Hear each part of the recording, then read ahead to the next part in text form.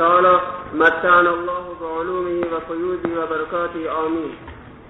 قال حدثنا سليمان بن حرب عن حماد بن زيد عن أيوب عن أبي قلابة عن أنس رضي الله عنه وعنهم قال قدم أناس من عقل وعرينة فاستووا المدينة فأمرهم النبي صلى الله عليه وسلم بلقائهم وأن يشربوا من أبوالها وألبانها فانطلقوا فلما استحوا قتلوا راعي النبي صلى الله عليه وسلم واستاقوا النعم فجاء الخبر في أول النهار فبعث في آثارهم فلما ارتفع النهار جيء بهم فأمر فقطع أيديهم وأرجلهم وسمرت أعينهم وألقوا في الحرة يستسقون ولا يسقون. قال يستسقون فلا يسقون. قال أبو قلابة فهؤلاء سرقوا وقتلوا وكفروا بعد إيمانهم وحاربوا الله ورسوله.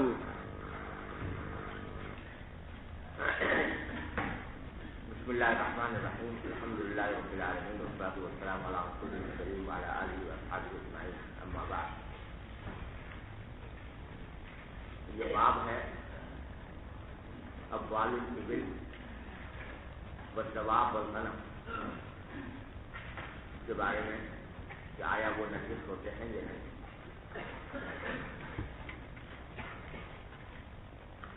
یہ مسئلہ آپ متعدد جگہوں پر پڑھ چکے ہیں کہ امام مالک رحمۃ اللہ علیہ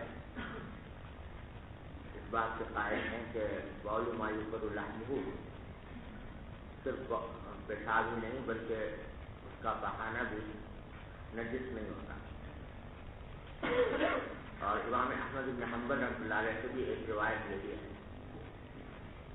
اور ایک روایت میں وہ پیشاب اور پخانے میں فرق کرتے ہیں. پیشاب کو کہتے ہیں کہ طاہر ہے اور پخانے کو کہتے ہیں کہ وہ نجس ہے، اور یہی امام محمد رحمۃ اللہ علیہ کا قول بھی. لیکن حنفی امام ابو حنیفہ، امام ابو یوسف، امام شافعی رحمۃ اللہ علیہ اس کو بھی نجس قرار دیتے ہیں، پیشاب کو بھی اور پخانے کو بھی، دونوں.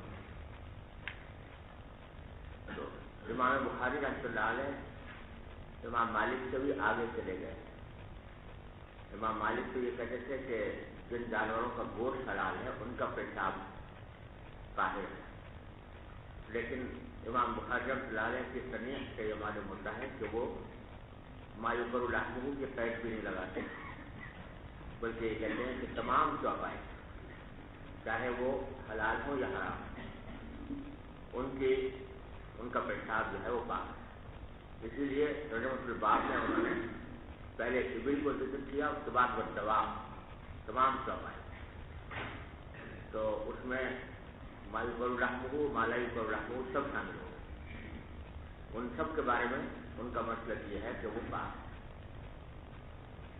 اور اس پر امام بخاری رحمۃ اللہ علیہ نے چند ذرائع سے استدلال کیا ہے، جن میں ایک دلیل یہ ہے کہ صلی ابو موسیٰ رضی اللہ تعالیٰ عنہ فی دار البرید والصدیق،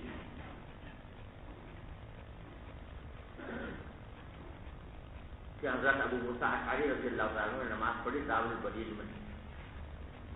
دار البرید برید کہا جاتا تھا اس ناقہ کو یا اس اونٹنی کو جس کے ذریعے ڈاک ایک جگہ سے دوسری جگہ بھیجی جائے گا. پہلے زمانے میں تیز رفتار ذرائع ریل، ہوائی جہاز وغیرہ کے نہیں تھے، تو ڈاک جو بھیجی جاتی تھی وہ اونٹنیوں کے ذریعے بھیجی جاتی تھی، اور اس کا بڑا مربوط اور مستحکم نظام تھا. تھوڑے تھوڑے فاصلے پر چوکیاں مقرر تھیں جن میں اونٹنیاں رہتی تھیں. ایک شہر سے اونٹنی جو ہے وہ خط لے کر روانہ ہوتی تھی اور دوسری چوکی پر پہنچ کر وہاں سے دوسری اونٹنی مل جایا کرتی تھی. تو یہ چوکیاں جو ڈاک لے جانے کے لیے مقرر تھی ان کو دار البرید کہتے. برید نام تھا اس ناقہ کا جو خط لے جایا کرتی تھی، اور دار البرید کہتے تھے اس چوکی کو جہاں سے خط جمع کر کے ناقہ پر سوار کیے جاتے تھے. تو دار البرید کو ایک طرح سے آج کل اصطلاح میں اگر کہیں تو ڈاک خانہ. تو اس زمانے کا ڈاکخانہ یہ تھا کہ اس میں چوکیاں ہوتی تھیں جہاں سے ناکہ لے کر روانہ ہوا کرتی تھی. تو وہ دارالبریز جو ہوتا تھا وہ یعنی وہ چوکی وہ اونٹنیاں اس میں رکھتی تھیں. تو اونٹیں جب رکھتی تھی تو ان کا جو مینگنیاں وغیرہ وہ بھی وہاں پر پڑی ہوتی تھی. تو حضرت ابو موسیٰ اشعری رضی اللہ تعالیٰ عنہ نے ایک ایسے دارالبریز میں نماز پڑھی جس میں سرطین بھی تھا. سرطین کے معنی گوبر. تو وہ بھی پڑا ہوا تھا اور وہاں پر نماز پڑھی. والبریجہ تو علاج جب حالانکہ کھلا ہوا صحرا ان کے پہلو میں برابر میں موجود تھا. بریہ کہتے ہیں کھلے ہوئے صحرا کو، کھلا ہوا میدان. تو باوجود کہ کھلا میدان ساتھ موجود تھا لیکن حضرت ابو موسیٰ اشعری رضی اللہ تعالیٰ عنہ نے کھلے میدان میں نماز پڑھنے کے بجائے دارالبریز میں نماز پڑھی. تو اسے امام شافعی امام بخاری رحمۃ اللہ علیہ استدلال پر اور یہ ساتھ میں یہ بھی کہا کہ ہا ہونا و ثم ثواب، کہ یہاں نماز پڑھنا اور وہاں ثم ثواب وہاں یعنی کھلے میدان میں یہ برابر ہے، دونوں میں کوئی فرق نہیں ہے. امام بخاری رحمۃ اللہ علیہ استدلال یہ فرما رہے ہیں کہ وہ دارالبریز جس میں کہ اونٹوں کی مینگنیاں وغیرہ بھی پڑی ہوئی تھیں وہاں پر حضرت ابو موسیٰ اشعری رضی اللہ تعالیٰ عنہ نے نماز پڑھی اور اس کو کھلے میدان میں نماز پڑھنے کے برابر قرار دیا.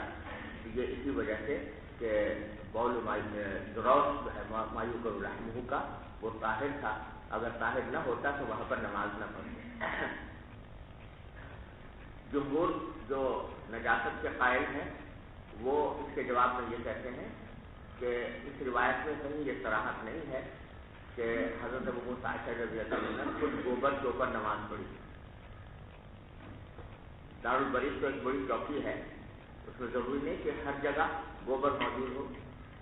تو اگر گوبر قریب میں موجود تھا لیکن جس جگہ نماز پڑھ رہے ہیں وہاں گوبر نہ ہو، اس بات کا بھی احتمال موجود ہے. اور اگر بالکل ہو پھیلا ہوا ہو تو کسی مسلح پر پڑی ہوگی، یا نماز بچھا کر پڑی ہوگی، چٹائی بچھا کر پڑی ہوگی. تو چٹائی بچھا کر اگر پڑھیں تو اس سے بھی استدلال کام نہیں ہوتا، کیونکہ اگر نیچے نجاست ہو اور اوپر مسلح بچھا کر آدمی نماز پڑھ لے تو اس میں یہ جائز ہے. تو اس صورت میں اس سے یہ استدلال نہیں ہو سکتا کہ بول مایوق الرحمہ یا روح مایوق الرحمہ طاہر ہوتا ہے. سمجھ گیا نا. اور اگر بالکل ان کا مسلک ہو بھی، جیسا کہ امام بخاری کا مسلک ہے یا امام مالک کا مسلک ہے، اگر فرض کرو وہ اس کو طاہر مانتے بھی ہوں تو یہ حضرت ابو موسیٰ اشعری رضی اللہ عنہ کا اپنا اجتہاد ہے. اور جمہور کا استدلال جو ہے وہ نبی کریم صلی اللہ علیہ وسلم کے ارشاد سے ہے کہ تنزہوا من البول فإن عامة عذاب القبر منه. اور یہ حدیث مستدرک حاکم میں حضرت ابو ہریرہ رضی اللہ تعالیٰ عنہ کی روایت سے مروی ہے. تو اس میں مطلقاً بول سے اعتراض کرنے کا حکم دیا گیا ہے. اور پیچھے حدیث آپ پڑھ کر آئے ہیں کہ جو جن قبروں پر عذاب ہو رہا تھا تو آپ نے فرمایا تھا کہ ان میں سے ایک جو ہے وہ بول سے اعتراض نہیں کرتا تھا. تو اس میں بھی بول غلط مطلق ہے اور اس میں مایوق الرحمہ اور غیر مایوق الرحمہ سب شامل ہے. تو اس واسطے یہ اس سے استدلال کام نہیں ہوتا. یہ استدلال کو امام بخاری رحمۃ اللہ علیہ نے ترجمۃ الباب میں کیا تھا. آگے پھر مسند حدیث جو روایت کی ہے وہ حضرت انس کی حدیث ہے جو اورنگزیب کے واقعے سے متعلق ہے. اور یہ وہ حدیث ہے کہ جس کا حوالہ آپ نور الانوار سے پڑھتے چلے آ رہے ہیں، ہدایات نور الانوار سے، جو اس میں اورنگزیب کا واقعہ کا حوالہ دیا گیا ہے جہاں وہ حدیث تفصیل کے ساتھ آئی ہے. اور اس سے متعدد فقہی مسائل متعلق ہیں جو جن کا خلاصہ میں آج انشاءاللہ. یہ حضرت انس رضی اللہ تعالیٰ عنہ کی روایت ہے. فرماتے ہیں کہ قدیمہ اناس من عقل او عینا، لوگوں کچھ لوگ آئے مدینہ منورہ آئے جو عقل سے تعلق رکھتے تھے، قبیلہ عقل سے یا عرینا سے، دونوں قبیلوں کے نام. اور دوسری روایتوں سے معلوم ہوتا ہے کہ اصل میں کچھ لوگ عقل کے تھے اور کچھ عرینا کے تھے، دونوں قبیلوں کے لوگ موجود تھے. تو کسی نے صرف ایک قبیلے کا نام لیا، کسی نے دونوں کا نام لیا، کسی نے دونوں کا نام لے کر حرف تردید کے ساتھ ذکر کر دیا تو عقلن او عرینا، اور بعض روایتوں میں عقلن و عرینا آیا ہے. تو اگر او بھی ہے تو یہ معنی الخلو ہے، معنی جمع کے طور پر نہیں، جس کا حاصل یہ ہے کہ عقیل کے بھی تھے اور عرینا کے بھی تھے. فاجتبوا المدینہ، تو انہوں نے یہ مدینہ منورہ میں رہنے کے دوران یہ لفظ استعمال ہوا ہے اجتبوا کا، جس کے دو معنی آتے ہیں. ایک معنی تو یہ کہ یہ مرض الجوا میں مبتلا ہو. اجتوا یجتوی اجتوان، اس کے ایک معنی ہوتے ہیں مرض الجوا میں مبتلا ہو جانا.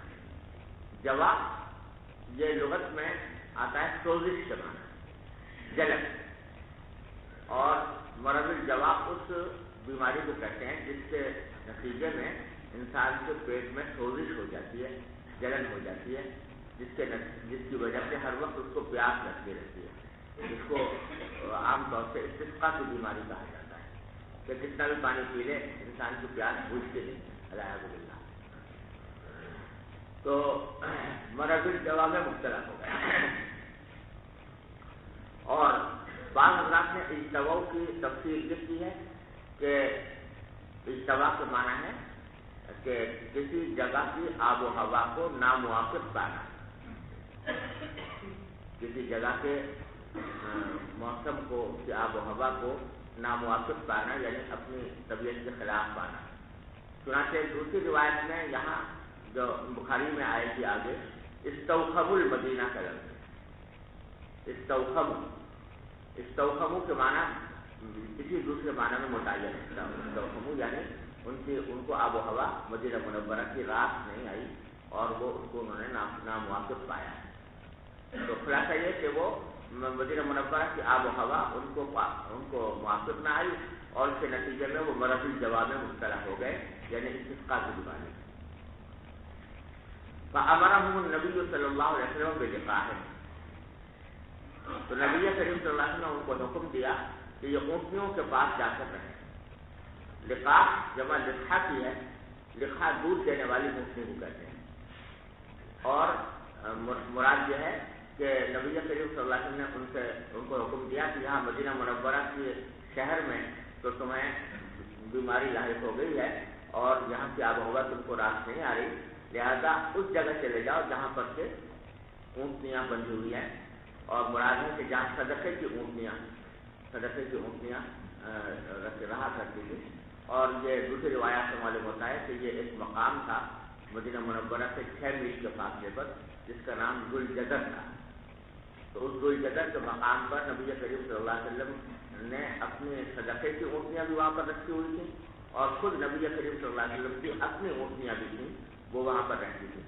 اور وہااں پر کچھ چرواہوں کو مقرر کیا ہوا تھا کہ وہ ان کو چرائیں اور ان کی نگرانی کریں. مدینہ منورہ کے 6 میل کے فاصلے پر ایک جگہ تھی. تو آپ نے حکم ان کو یہ دیا کہ تم شہر چھوڑ دو اور اس ذوالجدر کے مقام پر چلے جاؤ جہاں پر جو اونٹنیاں بندھی ہوئی ہیں، تم وہاں پر رہو. وَأَنْ يَشْرَبُوا مِنْ أَبْوَالِهَا وَأَلْبَانِهَا، اور اس بات کا حکم دیا کہ وہ اس کے ابوال بھی پیے اور ان کے البان بھی پیے، یعنی ان کے دودھ بھی پیے. یہ گویا علاج کے طور پر نبی کریم صلی اللہ علیہ وسلم نے یہ ان کو حکم دیا کہ تم وہاں جا کر رہو. ارے سمجھے ہو؟ یہاں یہ بھی عرض کر دوں کہ جس وقت یہ لوگ آئے تھے اورنجین مدینہ منورہ، تو دوسری روایات میں آتا ہے کہ یہ بالکل فاقہ زدہ لوگ تھے. ایسا معلوم ہوتا ہے کہ ان کے علاقے میں قحط پڑا ہوا تھا اور اس کی وجہ سے جو بالکل فاقہ زدہ تھے، اور فاقہ زدہ ہونے کی وجہ سے انتہائی کمزور اور لاغر ہو کر آئے تھے. اور نبی کریم صلی اللہ علیہ وسلم نے ان کو مدینہ منورہ میں رکھ کر ان کی خاطرداری کی اور ان کو کھانا وانا دیا، یہاں تک کہ جب کچھ عرصہ گزر گیا تو ان کی لاغری بھی دور ہو گئی اور یہ خاصے ہٹے کٹے ہو گئے. لیکن بعد میں پھر ان کو یہ بیماری لاحق ہو گئی. تو اس وقت آپ نے ان کے علاج کے طور پر ان کو یہ حکم دیا کہ تم جا کر وہاں رہو اور ان کے دودھ اور منہ پیو. فانطلقوا، چنانچہ یہ چلے گئے وہیں ذوالجدر کے مقام پر جا کر رہنے لگے. فلما صحوا، جب یہ تندرست ہو گئے، یعنی وہ جوا کی بیماری یا پستہ کی بیماری اس کی دور ہو گئی، تو انہوں نے یہ حرکت کی کہ قتلوا راعی النبی صلی اللہ علیہ وسلم. نبی کریم صلی اللہ علیہ وسلم کا جو چرواہا وہاں پر مقرر تھا، اونٹنیوں کو چرانے والا، اس کو قتل کر دیا. سمجھے نا؟ روایات میں آتا ہے کہ ان کا نام یسار تھا. وہ صاحب جو اونٹنوں کے چرانے پر مقرر تھے، وہ ان کا نام یسار تھا، ان کو قتل کر دیا. اور دوسری روایات میں یہ بھی آیا ہے کہ صرف قتل ہی نہیں کیا ان ظالموں نے، بلکہ ان کی آنکھوں کے اندر کانٹے چبو دیے، آنکھوں میں کانٹے چبو کر اور ان کو اذیت کا نشانہ بنایا اور پھر بعد میں ان کو قتل کر دیا. وسطاق الناس، اور جو چوپائے وہاں پر تھے یعنی وہ اونٹیاں وغیرہ، ان کو ہنکا کر لے گئے. تو احسان کا صلہ انہوں نے یہ دیا کہ چروائے کو قتل کیا اور ڈاکہ ڈالا اور چوپایوں کو ہنکا کر لے گئے. فجاء الخبر فی اول النہار، تو نبی کریم صلی اللہ علیہ وسلم کے پاس اس واقعے کی خبر پہنچی دن کے اول حصے میں. فبعث فی آثار، تو نبی کریم صلی اللہ علیہ وسلم نے کچھ صحابہ کرام کو ان کے پیچھے بھیجا، ان کے آثار میں، یعنی ان کے پیچھے ان کی تلاش، تو بھائی جا کے تلاش کرو، اس کو پکڑ کر لاؤ. اور اہل مغازی اور اہل سیر نے بیان کیا ہے کہ جن صحابہ کرام کو آپ نے ان کے پیچھے بھیجا تھا، وہ حضرت قرظ ابن جابر شہری رضی اللہ تعالیٰ عنہ کی سرکردگی میں بھیجا تھا. ان کو اس مہم کا سربراہ بنایا تھا، اور اسی لیے اصحاب سیر اس واقعے کا تذکرہ سریۃ قرظ ابن جابر شہری کے نام سے کرتے ہیں. یعنی یہ حضرت قرظ ابن جابر شہری کا سریہ تھا کہ آپ نے ان کو بھیجا، اور اس میں دوسرے صحابہ کرام بھی تھے جن کا نام باقی نے نقل کیے ہیں. تو شاید 17 کے قریب صحابہ کرام تھے جو ان کے ساتھ گئے تھے. اور واقعی نے اس کا واقعہ یوں نقل کیا ہے کہ یہ حضرات جو پیچھے گئے تھے ان کی تلاش میں، یہ سارے دن ان کو تلاش کرتے رہے، کہیں ان کا سراغ نہ ملا، یہاں تک کہ شام ہو گئی. تو شام کے وقت میں انہوں نے، ان حضرات نے، صحابہ کرام نے کسی جگہ پڑاؤ ڈالا کہ بھائی رات ہو رہی ہے، تو رات کو تو تلاش کرنا ممکن نہیں ہے، تو رات گزار کر اگلے دن سے تلاش کریں.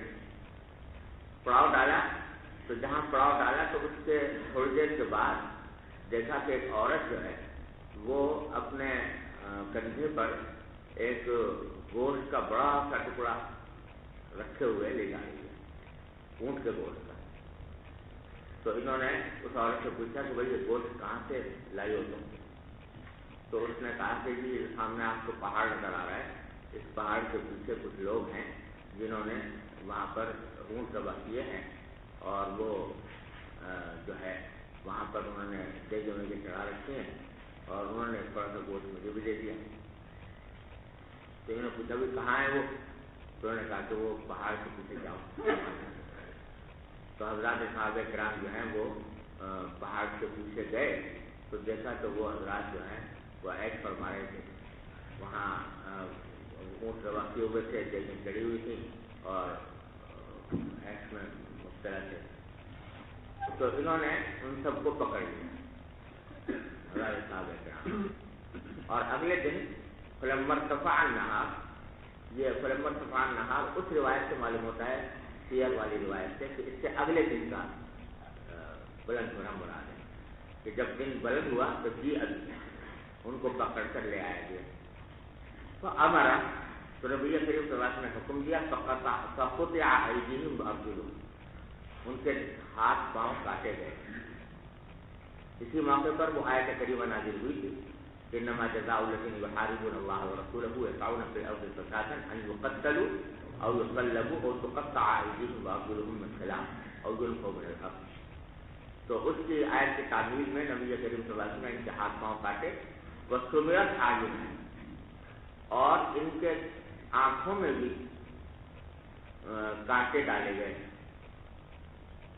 بعض روایتوں میں سمیلت آیا ہے، بعض میں سمیرت آیا ہے راہ کے ساتھ. دونوں میں فرق یہ ہے کہ سمل لام سے جو ہوتا ہے اس کے معنی ہوتے ہیں داغ، جیسے لوہا گرم کر کے داغا جاتا ہے، اور سمر کے معنی ہوتے ہیں کانٹے چبونا. تو بعض روایتوں میں سمیرت کا لفظ ہے، بعض میں سمیلت کا لفظ ہے. بہرحال ان کی آنکھیں داغی گئی، اور آنکھیں جو داغی گئی وہ اس لیے کہ انہوں نے یسار کی رضی اللہ تعالیٰ عنہ کی آنکھوں کو کے ساتھ یہ معاملہ کیا تھا. وَأُلْقُوا فِي الْحَرَّةِ، اور ہاتھ پاؤں کاٹنے کے بعد اور ان کی آنکھوں کو داغنے کے بعد ان کو ڈال دیا گیا حرہ. حرہ یہ ایسی زمین کو کہتے ہیں جس میں کالے کالے پتھر ہوتے ہیں. زمین ہے اس میں کالے کالے پتھروں سے بھری ہوئی ہوتی ہے، وہ حرہ کہلاتی ہے. اور مدینہ منورہ میں متعدد حرے ہیں مختلف جوانب میں. تو کسی حرہ یعنی کالی کالی پتھروں والی زمین میں ان کو پھینک دیا گیا. یستسقون فلا یسقون، وہ پانی مانگتے تھے مگر پانی ان کو نہیں دیا جاتا تھا، ان کو پانی نہیں پلایا جاتا تھا.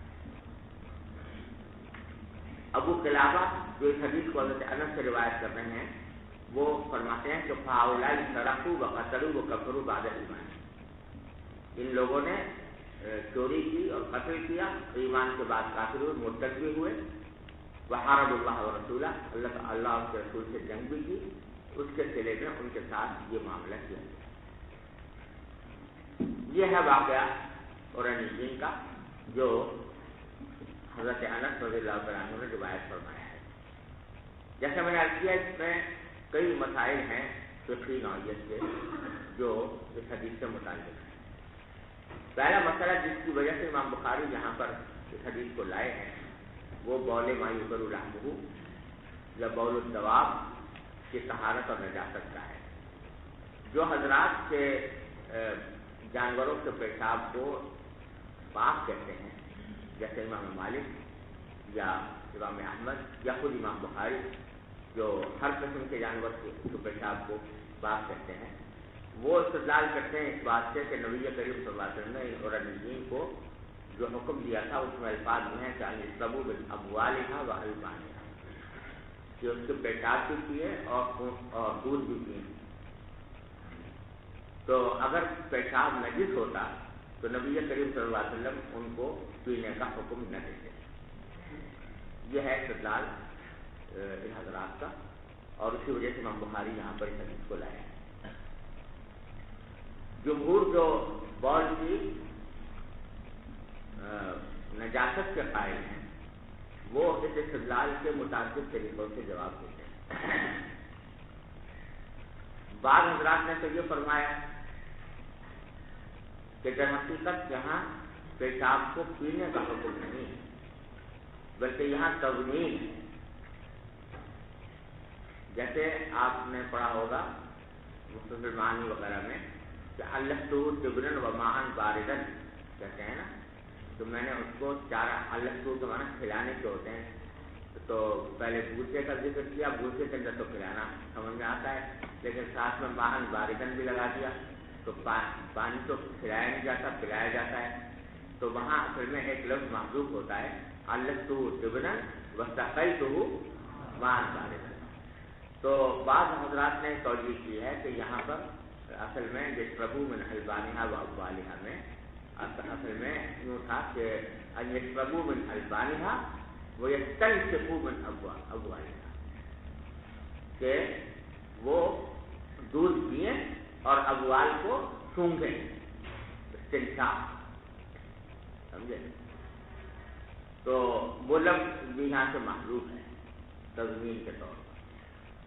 تو یہ جواب حضرات نے دیا ہے، اور یہ اس لیے کہ اونٹنی کا دودھ بھی مفید ہوتا ہے استسقاء کی بیماری میں، اور اس کے پیشاب کا سونگنا بھی مفید ہوتا ہے، اس لیے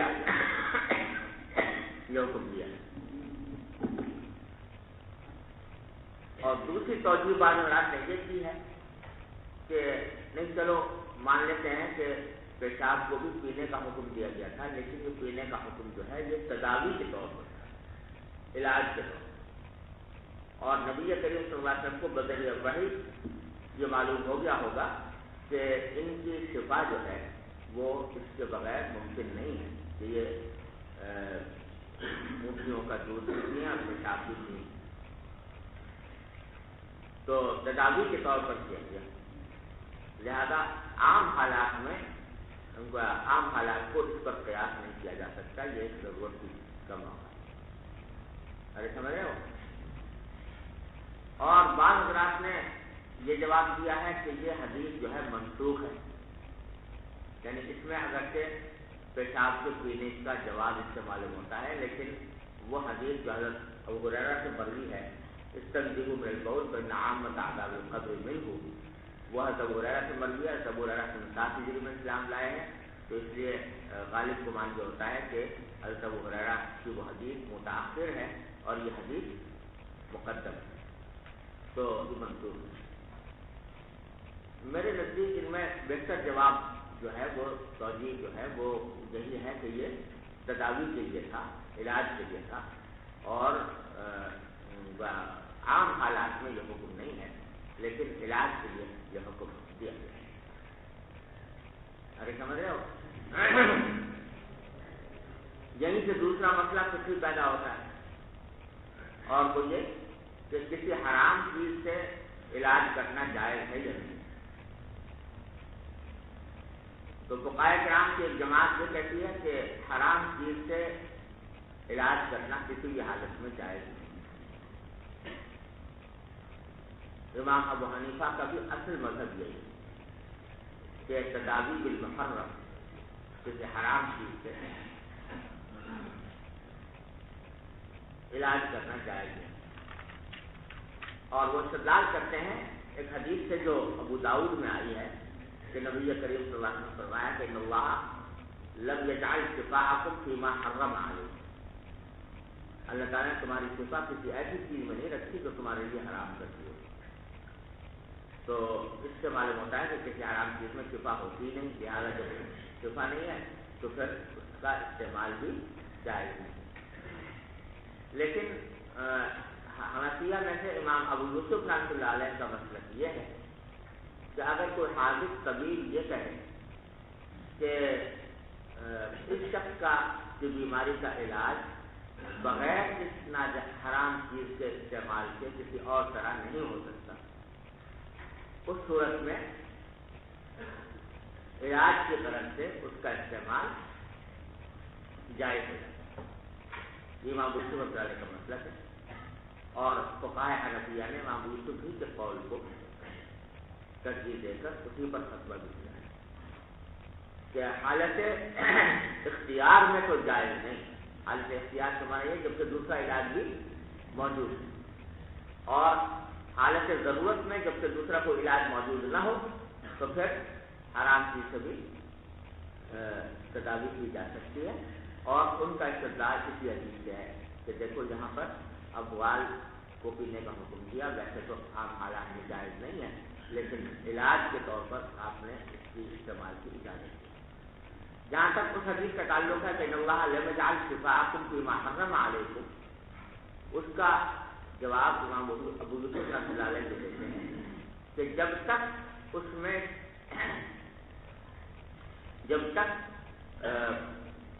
وہ علاج کے لیے متعین نہیں ہوتی حرام چیز، اس وقت تک وہ حرام، لیکن جب شریعت نے اجازت دے دی کہ بھائی تم علاج کے طور پر اس کو استعمال کر سکتے ہو، تو اب اس کو حرام نہیں کرنا۔ تو مطلب یہ ہے اس کا کہ جب تک وہ حرام ہے اس وقت تک تمہارے لیے شفا نہیں، لیکن جب حلال ہو گئی تو اب اس میں شفا ہے، تو اس وقت میں وہ حرام نہ رہی، کیونکہ شریعت کی طرف سے اجازت ہو گئی اس سے استعمال کرنے۔ تو اس وجہ سے وہ کہتے ہیں کہ حالت اختیار میں تو جائز نہیں ہے، لیکن جب اور کوئی علاج نہ ہو تو اس صورت میں اس کے استعمال کرنے کی اجازت ہے۔ ارے سمجھ جاؤ، دوسرا فقہی مسئلہ اس حدیث سے یہ متعلق تھا۔ تیسرا مسئلہ یہ ہے کہ اس حدیث میں یہ مذکور ہے کہ ان کے ہاتھ پاؤں کاٹے گئے اور ان کی آنکھوں کو داغا گیا۔ اس سے امام شافعی رحمۃ اللہ علیہ استدلال یہ کرتے ہیں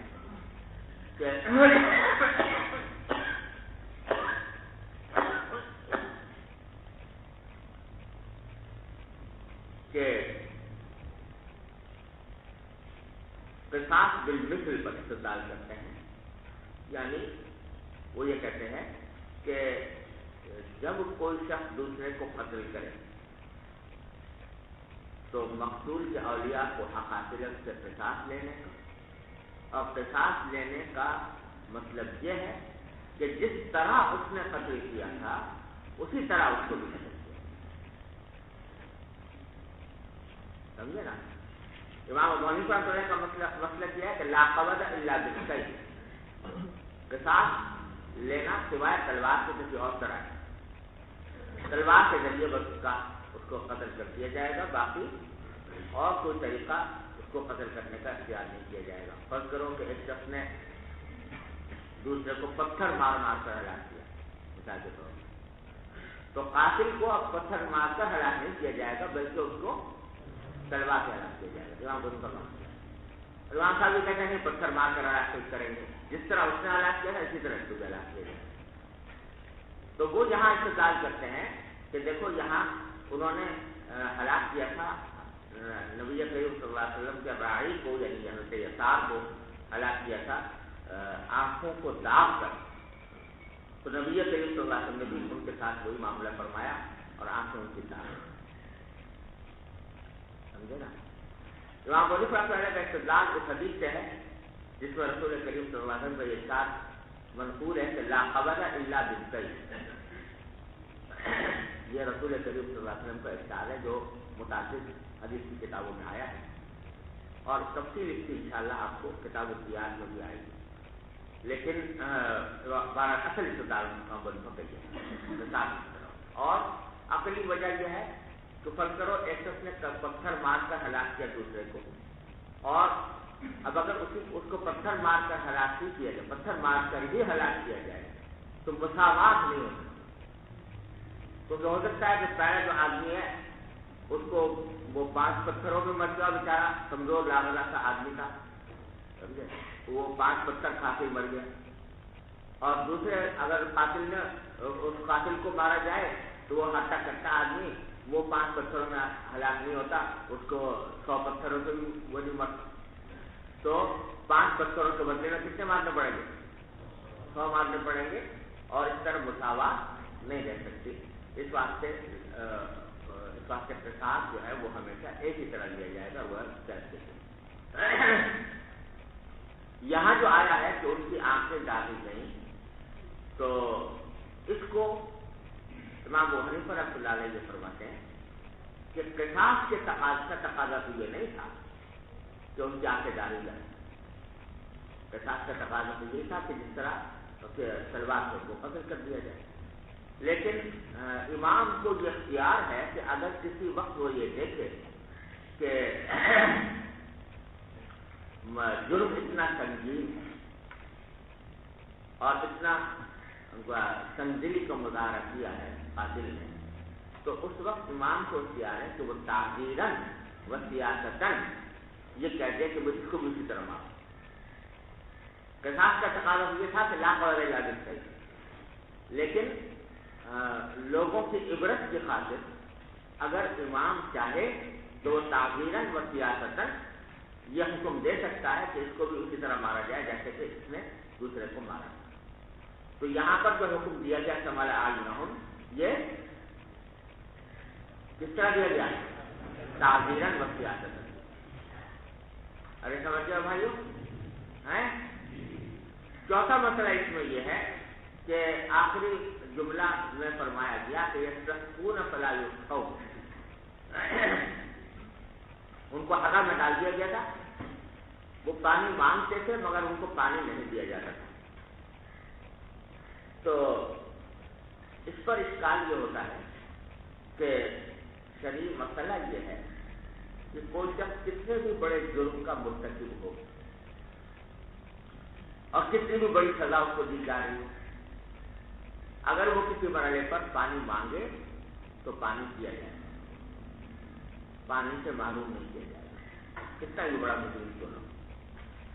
تو یہاں یہ آ رہا ہے کہ وہ پانی مانگتے تھے، پانی نہیں دیا جاتا تھا. یہ بظاہر اس حکم شرعی کے خلاف بات معلوم ہے. اس کے جواب میں بعض حضرات نے تو یہ کہا ہے کہ یہ جو صحابی نے ذکر کیا کہ وہ پانی مانگتے تھے، پانی دیا نہیں جاتا تھا، اس عمل پر نبی کریم صلی اللہ علیہ وسلم کی تقریر ثابت ہے. یعنی صحابہ کرام جو موجود تھے وہاں پر، ان سے پانی مانگا، انہوں نے نہیں دیا. یہ ان کے جوش انتقام میں انہوں نے یہ عمل کیا، لیکن یہ کہیں مذکور نہیں ہے کہ نبی کریم صلی اللہ علیہ وسلم کو اس واقعے کی اطلاع ہوئی اور آپ نے ان کے اس فعل کی تصدیق فرمائی ہو، تصدیق فرمائی ہو کہ ہاں تم نے اچھا کیا کہ پانی نہیں دیا. ایسا کہیں مذکور ہے. تو جب تقریر ثابت نہیں نبی کریم صلی اللہ علیہ وسلم کی، تو یہ ان صحابہ کا اپنا اجتہاد تھا جو انہوں نے پانی نہیں دیا، لیکن اس سے کوئی حکم شرعی نکالا نہیں جاتا. ارے سمجھو نا. اور بعض حضرات نے اس کی توجہ یہ کی ہے کہ ان کے ساتھ یہ معاملہ کیا گیا، ان کی خصوصیت تھی، اور اس خصوصیت کی وجہ یہ تھی کہ جیسے میں نے عرض کیا کہ جن اونٹنیوں کو یہ لوگ بغیر کر لے گئے تھے اس میں سے کچھ تو صدقے کی اونٹنیاں تھیں اور کچھ رسول کریم صلی اللہ علیہ وسلم کی کچھ اپنی اونٹنیاں، اور انہیں اونٹنیوں سے دودھ آیا کرتا تھا نبی کریم صلی اللہ علیہ وسلم کے پاس رات کے وقت میں، اور آپ اپنے گھر والوں کو وہ دودھ پلاتے تھے. تو ان لوگوں کے ڈاکہ ڈالنے کی وجہ سے اس رات میں حضور اکرم صلی اللہ علیہ وسلم کے پاس دودھ نہیں پہنچا، اور اس کے نتیجے میں آپ کے گھر والے پیاسے رہے. اور بعض روایتوں میں یہ بھی آتا ہے کہ اس موقع پر آپ نے یہ فرمایا کہ اللہم عطش من عطش آل محمد صلی اللہ علیہ وسلم. بعض روایتوں میں یہ الفاظ بھی مذکور ہے کہ جن لوگوں نے آل محمد صلی اللہ علیہ وسلم کو پیاسا رکھا، اے اللہ ان کو بھی پیاسا رکھا. تو بعض لوگوں نے یہ توجہ کی ہے کہ کیونکہ انہوں نے نبی کریم صلی اللہ علیہ وسلم کے گھر والوں کو پیاسا رکھا تھا تو اس کے بدلے میں ان کو بھی پیاسا رکھا گیا. سمجھے بھائی؟ لیکن میرے خیال میں پہلی بات زیادہ راجح ہے کہ حکم تو وہی ہے شریعت کا کہ پانی پلایا جائے، لیکن چند حضرات جو تک موجود تھے وہ انہوں نے یہ سمجھا کہ بھائی پانی نہیں دینا چاہیے، انہوں نے پانی نہیں دیا اور نبی کریم صلی اللہ علیہ وسلم کی تقریر اس عمل پر ثابت ہوئی. بہرحال یہ مسئلہ اب تقریباً متفق علیہ ہے کہ کوئی جرم، کتنا بڑا جرم کسی نے کیا ہو، اگر وہ پانی مانگے تو پانی دیا جائے. سمجھ گیا بھائیوں؟ چلیں آگے فرمائیے. ابھی جمہور کی طرف سے امام بخاری رحمۃ اللہ علیہ کے استدلال سے جو دوسرا جواب دیا گیا کہ وہ یہ ہے کہ یعنی ہو سکتا ہے کہ وہاں حضرت ابو موسیٰ اشعری رضی اللہ عنہ نے کسی مصلی یا چٹائی پر نماز پڑھی ہو، تو اس صورت میں اگر ایک چٹائی کی ایک طرف پر نجاست لگی ہو تو اس کی دوسری طرف پر بچا کر نماز پڑھنا ممکن، تو یہ سب واحد کے حکم نہیں. جو بڑی چٹائی ہوتی ہے بڑا فرق ہوتا ہے، اس میں اگر پتھروں کو ایک طرف نجاست لگی ہے تو جہاں نہیں ہے وہاں پڑھ نہیں. مقصد چٹائی چھوٹی ہے، مقصد ایک طرف پر نجاست لگی ہوئی تو اس کو زمین کی طرف کر کے اور دوسری طرف پر نماز پڑھ رہا ہے. اگر آدمی نماز پڑھ رہا ہے تو چھٹی چٹائی اس جگہ پر جہاں پر چاہے کو الٹا تو نہیں تو جائے نہیں، لیکن اگر ایک کنارے پر لگی ہوئی ہے اور نماز جس جگہ پڑھ رہا ہے، نماز کے دوران کوئی نہ جس جگہ نہیں تو پھر یہ دوسری بات یہ ہے جو جمہور کہتے ہیں کہ یعنی بول و براز دونوں جو ہے وہ نجس ہے، تو اس طرف میں یہ خور و دجاجہ وغیرہ یہ بھی اس حکم میں ہے، یعنی دجاجہ کا جو مخلات وغیرہ ہونے سے پس نہیں آتے حکم میں؟ ہاں، اس میں یہ ہے کہ وہ معفو آدمی ہے، یعنی یہ تو نہیں کہتے کہ وہ نجس نہیں ہے، لیکن اس طرح ہے کہ اگر بیج لگ جائے کیونکہ یہ مومو بلوا ہے نا اس میں، تو اس وجہ سے اس کو معفو آدمی پر رکھتے ہیں۔ صحیح ہے۔ ابھی یہ تدابیر محرم کے بارے میں فرمایا کہ اضطرار کے وقت جائز ہے، تو آج کل جب اطباء کے پاس جاتے ہیں ڈاکٹر کے پاس تو ہمیں یہ تو معلوم نہیں ہوتا کہ وہ جو دوائیں دے رہے ہیں اس میں ایسی کوئی چیز ہے کہ نہیں، تو آیا تحقیق ضروری ہے یا استعمال سے پہلے یا نہیں؟ تاکہ ضروری نہیں ہے، اصل اشیاء میں اباحت ہے، لہذا جو بھی دوا کوئی اگر لکھ رہا ہے تو اگر معلوم نہیں ہے تو تحقیق بھی ضروری نہیں، لیکن اگر بالکل پتہ چل جائے کہ اس میں کوئی حرام چیز شامل ہے تو اس صورت میں آدمی کو یہ پوچھنا چاہیے کہ بھائی اس میں حرام چیز ہے، اگر کوئی دوسری دوا ہو جس میں یہ حرام چیز نہ ہو تو وہ مجھے دے دیں، وہ کہے کہ نہیں ہے تو پھر استعمال کرنا چاہیے۔ آج کل جو الکوہل وغیرہ کی آتی ہے نا دوائیں، تو اس میں یہ ہے کہ الکوہل جو ہوتا ہے یہ عام طور پر کھجور انگور سے بنا ہوا نہیں ہوتا، اس واسطے امام حنیفہ کے قول پر اس میں گنجائش ہے، خاص طور سے دوا کو۔ چلیے تو آج کل یہ سبق میں گزرا تھا کہ قال ابو موسیٰ الاشعری یصلی فی البول، اس کا تقاضا یہ کہ وہ دارالبرید وغیرہ میں نماز میں پڑھتے، آپ لوگ نے پڑھا کہ اس پر تصدیق کرتے تھے جی کل یہ گزرا تھا کان یصلی فی البول، جن کا تقاضا یہ تھا کہ وہ دارالبرید میں نماز نہ پڑھتے، یعنی ان کی تسجیل کا تقاضا یہ تھا کہ وہ بریہ خالی تھا تو اس میں نماز پڑھتے، یہ گزرا کہ اس میں بریہ میں نماز پڑھی۔ تو جب ملاقات ہوگی تو وہاں سے تصدیق کرتے تھے آپ یہاں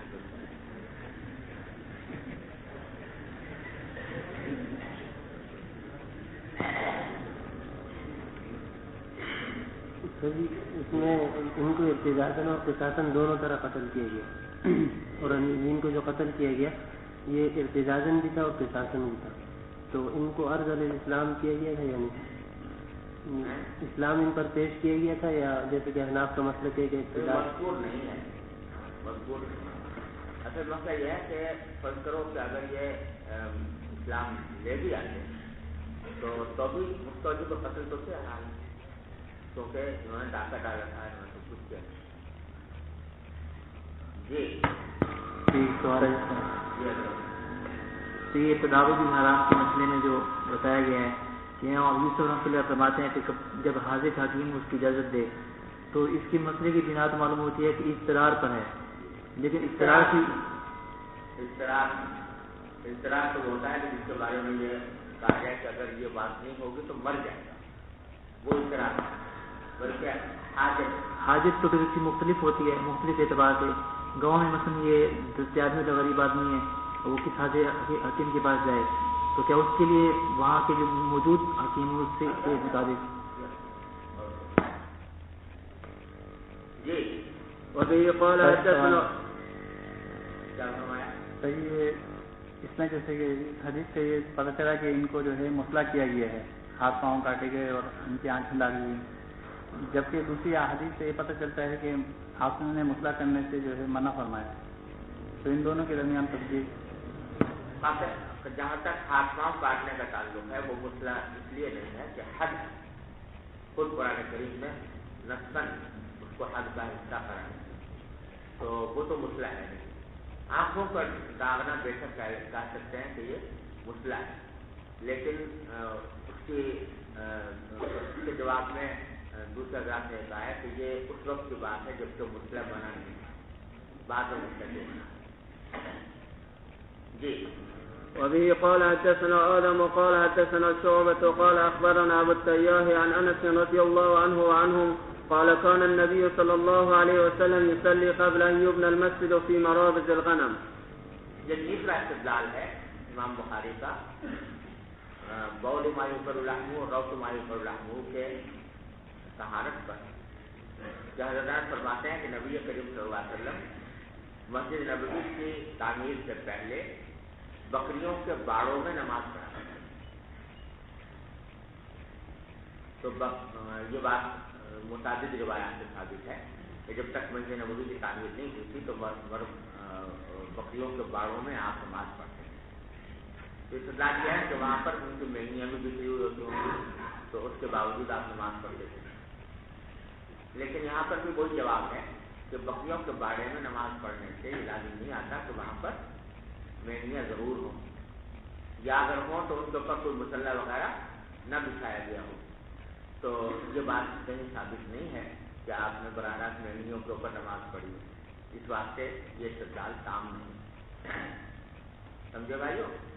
اور مرابض غنم میں جو آپ نے نماز پڑھی ہے یا اس کی اجازت دی ہے تو اس کی وجہ یہ تھی کہ ویسے جو عام طور سے مدینہ منورہ کی جو زمین تھی وہ ناہموار تھی, اور البتہ جو بکریوں کے باڑے ہوتے تھے ان کو ہموار کرنے کا خاص اہتمام کیا جاتا تھا.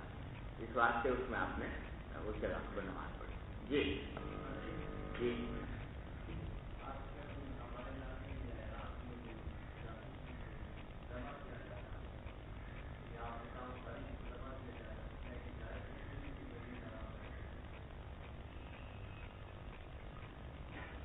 دیکھو, تلوار سے بھی اگر کسی کو قتل کیا جائے گا تو وہ ذبح جیسا ہوتا ہے. تلوار سے قتل کرنا تو جائز ہے. تو تلوار سے قتل کرنا اور ذبح کر چھری سے قتل کرنا اور ایک ہی بات ہے تقریباً, تو خاص فرق نہیں. جی باب ما يقع من النجاسات في السمن والماء.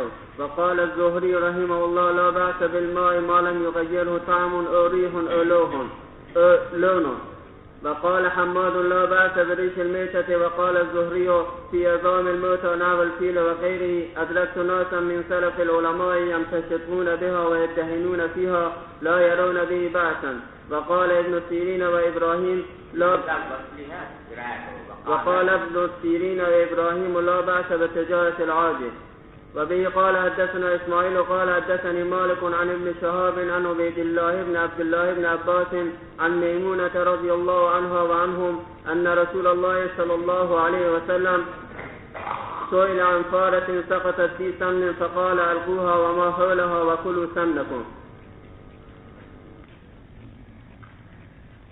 یہ باب ہے اس مسئلے کے بیان میں کہ نجاستیں اگر گر جائیں جی میں اور پانی تو ان تک کیا ہوگا. یہ مسئلہ بھی آپ متعدد مقامات پر پڑھتے چلے آ رہے ہیں کہ اس مسئلے میں فقہائے کرام کا اختلاف ہے کہ پانی اگر نجاست گر جائے تو اس سے پانی نجس ہوتا ہے یا نہیں. خلاصہ اس کا یہ ہے کہ بعض فقہائے کرام کا مطلب یہ ہے جس میں حضرت ربیعۃ الرأی کا نام بطور خاص ذکر کیا جاتا ہے کہ پانی وقوع نجاست سے اس وقت تک نجس نہیں ہوتا جب تک کہ اس کے رقت اور سیلان ختم ہو. یعنی چاہے اس کے اوصاف متغیر ہو جائیں, رنگ بدل جائے, مزہ بدل جائے, بو بدل جائے, تب بھی ان کے نزدیک نجس نہیں ہوتا جب تک کہ اس کی رقت اور سیلان ختم نہ ہو, اس وقت تک وہ نجس نہیں ہوتا. ربیعۃ الرأی کا امام مالک رحمۃ اللہ علیہ اس حد تک نہیں جاتے. وہ کہتے ہیں کہ رقت اور سیلان ختم ہونے کی شرط نہیں ہے, لیکن اگر اس کے اکثر اوصاف بدل گئے پانی کے تو نجس ہو جائے گا. لیکن جب تک اوصاف نہیں بدلے تو کتنی نجاست پڑتی رہے اس سے پانی نجس نہیں. اور امام ابو حنیفہ اور امام شافعی اور امام احمد بن حنبل تینوں کا مسلک یہ ہے کہ اگر پانی قلیل ہے تو وہ کوئی نجاست سے نجس ہو جائے گا, کثیر ہے تو نجس نہیں ہوگا. اور پھر قلیل و کثیر کی تعبیر میں مشہور اختلاف ہے کہ امام شافعی کیا کہتے ہیں, کثیر اب سے کم قلیل. اور امام ابو حنیفہ کے نزدیک رائے مبتلا بھی کا اعتبار ہے نا. اگرچہ بعض متاثرین نے 10 کو مقرر کر دیا، لیکن امام ابو حنیفہ سے مروی نہیں ہے. امام ابو حنیفہ کا اصل مسلک کیا ہے؟ رائے مبتلا. یہ مشہور اختلاف. اس کی تفصیل میں اس وقت مجھے جانے کی ضرورت نہیں کہ وہ آپ پہلے پڑھ چکے ہیں اس کے دلائل وغیرہ. یہاں جو مسئلہ قابل ذکر ہے وہ یہ کہ امام بخاری کا مسلک کیا ہے اس بات. تو بعض لوگوں نے کہا کہ ان کا مذہب وہ ہے جو امام مالک کا ہے کہ جب تک اس میں تغیر پیدا نہ ہو اس وقت تک وہ نجس نہیں ہوتا. اسی واسطے امام زہری کا قول نقل کیا ہے لا باس بالماء ما لم يغيره طعم او ريح او لون. امام زہری کا قول نقل کیا جو امام مالک کے مطابق ہے کہ پانی میں کچھ حرج نہیں ہے جب تک کہ اس کا طعم، مزہ یا ریح یا لون متغیر نہ ہو. کیونکہ امام زہری کا قول کرنے میں بعد میں یہ نقل کیا ہے، اس لیے بعض لوگوں نے کہا کہ امام بخاری کا مسلک وہی ہے جو امام زہری کا ہے یا امام مالک کا ہے. اور دوسرے حضرات نے یہ فرمایا کہ نہیں، امام بخاری کا مسلک مختلف ہے. ذرا سمجھ لو، امام بخاری کا مسلک ان سب سے مختلف ہے. ان کا مسلک بظاہر یہ معلوم ہوتا ہے کہ اگر کوئی چیز جامد ہے اور اس میں کوئی چیز نجاست جا پڑی تو اس صورت میں وہ چیز جامد چیز نجس نہیں ہوگی. بس جتنے حصے کو نجاست لگی ہے اتنا حصہ نکال دو، باقی سب پاک. جیسے گھی اگر جمع ہوا ہے اور اس میں اسی واسطے حدیث روایت کی آگے کہ اگر اس میں چوہا گر جائے تو کیا کرو؟ حضور نے فرمایا الکوہا و ماحول، اس سے اس گرد کی چیز کو پھینک دو اور باقی حلال ہے. تو امام بخاری رحمۃ اللہ علیہ فرماتے ہیں کہ وہ چیز وہ جس کے اندر نجاست گر رہی ہے اگر وہ جامد ہے تو وقوع نجاست سے وہ نجس نہیں. لیکن اگر وہ مائع ہے جیسے کہ پانی، اس میں اگر وقوع نجاست ہوگا تو وہ نجس ہو جائے گا. اس لیے امام بخاری نے اس باب میں 2 حدیثیں روایت کی ہیں. ایک وہ جس میں آپ نے فرمایا کہ اگر گھی کے اندر چوہا گر جائے تو اس کے ماحول کو گرا دو اور باقی استعمال کر سکتے ہو. تو یہ اس سے بتایا کہ جامد چیز میں وقوع نجاست سے وہ جامد چیز نجس نہیں. اور دوسری حدیث جو امام بخاری نے روایت کی ہے وہ حدیث ہے جس میں رسول کریم صلی اللہ علیہ وسلم نے ٹھہرے ہوئے پانی میں پیشاب کرنے سے منع فرمایا. لا یبولن احدکم فی الماء السائل یا فی الماء الواقف. تو اس میں جو بتایا کہ اگر ٹھہرے ہوئے پانی کے اندر کوئی پیشاب کر دے گا تو نجس ہو جائے گا، اس واسطے اس سے منع فرمایا. تو دوسری حدیث امام بخاری نے وہ روایت کی. تو بتلانا یہ چاہتے ہیں کہ اگر جامد چیز ہے تو نجس نہیں ہوتی اور اگر مائع ہے تو نجس ہو جاتی ہے. تو بعض حضرات امام بخاری کا مسلک یہ بیان کیا ہے کہ ان کی صنیع سے یہ معلوم ہوتا ہے کہ ان کا مسلک نہ امام مالک کے بالکل یہ مطابق ہے اور نہ امام شافعی امام ابو حنیفہ سے بالکل یہ مطابق ہے، بلکہ بین ہے، جامد اور مائع میں وہ فرق کرتے ہیں. واللہ اعلم. آگے فرمایا وقال حماد رحمہ اللہ لا باس بریش المیتہ.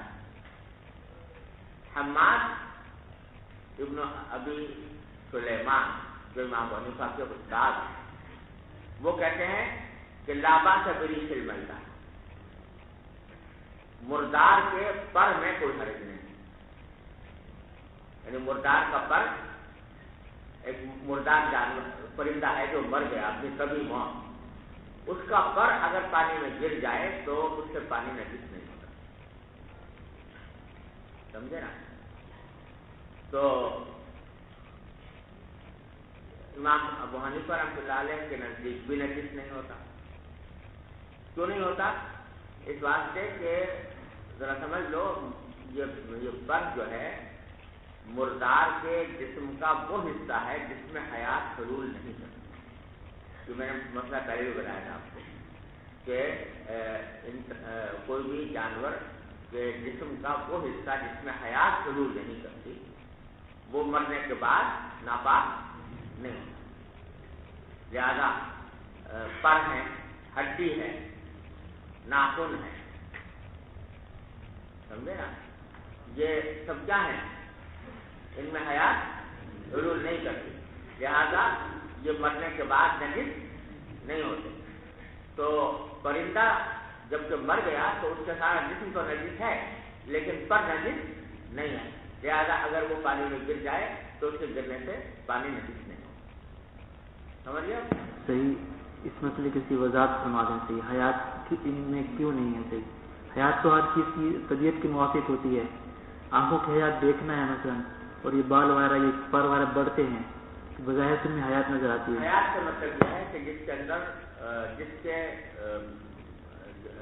حیات سے مراد یہ ہوتی ہے کہ یوں تو بڑھتے وہ بھی ہیں، نباتات بھی بڑھتے ہیں کہ نہیں بڑھتے، مگر تو یہ نہیں کہتا کہ نباتات میں حیات ہے. تو بڑھنا محض مراد نہیں ہے، بلکہ مراد یہ ہے کہ جیسے وہ جسم کے وہ حصے کہ اگر ان کے اوپر کوئی ضرب لگائی جائے یا ان کو کوئی نوچا جائے یا ان کو کاٹا جائے تو اس سے انسان کو یا جانور کو تکلیف، تو وہ تکلیف نہیں ہوتی. انسان کا جسم جو ہے وہ تکلیف محسوس نہیں کرتا اس سے. یہ مراد ہے. تو لا باس بریل میں وقالت زہری رحمہ اللہ کے نظام الموتى نحو الفیل وغیرہ. امام زہری نے مردار کی ہڈیوں کے بارے میں، جیسے کہ ہاتھی وغیرہ ہے اس کی جو ہڈیاں ہیں، اس کے بارے میں فرمایا کہ ادرکت ناسا من سلف العلماء یمتصفون فیہا ویجتہنون فیہا. امام زہری فرماتے ہیں کہ میں نے علماء سلف کے بڑی جماعت کو پایا ہے کہ وہ اس ہاتھی کے جو ہڈیاں ہوتی ہیں اس کے ٹنگوں سے کنگھی کرتے ہیں اور اس کے بنے ہوئے پیالوں میں تیل بھی استعمال کرتے ہیں. یعنی ہاتھی دانت ہوتا ہے نا، تو ہاتھی کی جو ہڈیاں ہوتی ہیں اس ہڈی سے کنگھے بھی بنتے ہیں، اور میں نے علماء سلف کو پایا کہ اس سے وہ کنگھے کرتے رہے. اور اس کے برتن بھی بنتے ہیں، اس برتن کے اندر تیل رکھا جاتا ہے، اس تیل سے تیل لگاتے ہوئے بھی میں نے پایا علماء سلف کو. تو معلوم ہوا کہ اس کی ہڈیاں اگر گر جائیں پانی میں تو وہ نجس نہیں ہوگا. حنفیہ کہتے ہیں، حنفیہ بھی یہی بات کہتے ہیں کہ اس کا استعمال جائز ہے. اس واسطے کبھی میں نے عرض کیا کہ وہ حصے جن میں حیات حلول نہیں کرتی تو وہ نجس نہیں ہوتی. قال ابن سیرین ابراہیم، محمد بن سیرین ابراہیم النخعی کا قول یہ ہے کہ لا باس بتجارت العاج، آج کی تجارت میں کوئی حرج نہیں. آج کے معنی ہاتھی دانت، کوئی ہاتھی کی ہڈیاں اس کے بہت ساری چیزیں بنتی ہیں نا ہاتھی دانت کی، تو اس کی تجارت میں کوئی حرج نہیں ہے. اگر یہ نجس ہوتا تو اس کی تجارت بھی منع ہوتی. آگے وہ حدیث روایت کی ہے سمونہ رضی اللہ تعالیٰ عنہ سے کہ رسول کریم صلی اللہ علیہ وسلم نے فرمایا، آپ سے سوال کیا گیا ایک چوہیا کے بارے میں جو گر جائے کسی گھی میں، تو آپ نے فرمایا کہ القوہا و ما حولہا، اس کو پھینک دو اٹھا کر، اور اس کے ارد گرد جو حصہ ہے اس کو پھینک دو. یہ اس وقت ہے جبکہ خون وہ گھی جمع ہوا. وَكُلُوا سَبْنَكُمْ، اور اپنا گھی کھا لو. جی. وبه قال حدثنا علي بن عبد الله قال حدثنا معن قال حدثنا مالك عن ابن شهاب عن عبيد الله بن عبد الله بن عتبة بن مسعود عن ابن عباس عن ميمونة رضي الله عنها وعنهم أن النبي صلى الله عليه وسلم سئل عن فارة سقطت في سمن فقال خذوها وما حولها فاطرحوه. فقال معن حدثنا مالك ما لا أحصيه يقول عن ابن عباس عن ميمونة رضي الله عنها وعنهم. آخری ٹکڑا جو ہے کہ مان کہتے ہیں کہ میں نے امام مالک کو بے شمار مرتبہ یہ حدیث روایت کرتے ہوئے اس طرح پایا کہ وہ عن ابن عباس عن میمونہ کہتے ہیں. عبداللہ ابن عباس اس کو حضرت میمونہ سے روایت کرتے ہیں. ارے سمجھو اسے تردید کر رہے ہیں ان لوگوں کی جو بعض حضرات ایسا کہتے ہیں کہ یہ عبداللہ بن عباس کی اپنی روایت ہے، یعنی بعض لوگ اس نمونہ کا واسطہ ذکر نہیں کرتے، تو یہ سمجھتے ہیں کہ یہ روایت عبداللہ بن عباس نے خود اپنی طرف سے کی ہے، تو اس کی تردید کر رہے ہیں کہ امام مالک سے میں بارہا اس طرح سنا ہے کہ عبداللہ بن عباس کو خود روایت نہیں کرتے بلکہ حضرت میمونہ رضی اللہ عنہا کی روایت سے نقل کرتے ہیں، تو یہ حدیث جو ہے یہ حضرت عبداللہ بن عباس کی مسندات میں سے نہیں ہے بلکہ حضرت میمونہ کی مسندات میں جی۔ وبه قال حدثنا أحمد بن محمد قال أخبرنا عبد الله قال أخبرنا معمر عن همام بن منبه عن أبي هريرة رضي الله عنه وعنهم عن النبي صلى الله عليه وسلم قال كل كلم يكلمه المسلم في سبيل الله يكون يوم القيامة كهيئتها إذ قرنت تفجر دما اللون لون الدم والعرف عرف المسك۔ یہ ابو ہریرہ رضی اللہ عنہ کی روایت ہے جو نبی کریم صلی اللہ علیہ وسلم کا یہ ارشاد نقل فرما رہے ہیں کہ آپ نے فرمایا کہ کل کلم یکلمہ المسلم فی سبیل اللہ، کلم کے معنی زخم، کہ ہر وہ زخم جو لگایا جائے کسی مسلمان کو اللہ کے راستے میں یعنی جہاد میں، یکون یوم القیامت کا ہیئتھا، تو قیامت کے دن وہ زخم ویسا ہی رہے گا جیسا کہ وہ تھا، اس کی جو حیات تھی کب اس کو جب وہ زخم لگایا گیا تھا اس وقت میں جو اس کی حیات تھی ویسا ہی وہ زخم رہے گا قیامت کے دن بھی، لیکن تفجر دما، اس سے خون پھوٹ رہا ہوگا اور اس طرح پھوٹا ہوگا کہ اللون لون الدم والعرف عرف المسک، کہ رنگ تو اس کا خون جیسا ہوگا لیکن خوشبو اس کی مشک جیسی ہے۔ اللہ کے راستے میں جو زخم لگا تو اللہ تعالیٰ اس کو اس طرح اٹھائیں گے کہ زخم تو اسی طرح باقی ہوگا اور خون بھی دکھ رہا ہوگا لیکن وہ رنگ خون کا ہوگا، خوشبو مشک پھوٹ رہی ہوگی۔ اللہ تعالیٰ مجاہد کی اور اللہ تعالیٰ کے راستے میں لڑنے والے کی اور جہاد کرنے والے کی یہ فضیلت اور یہ اس کا تقدس لوگوں پر ظاہر کرنے کے لیے اللہ تعالیٰ اس طرح اس کو اٹھائیں۔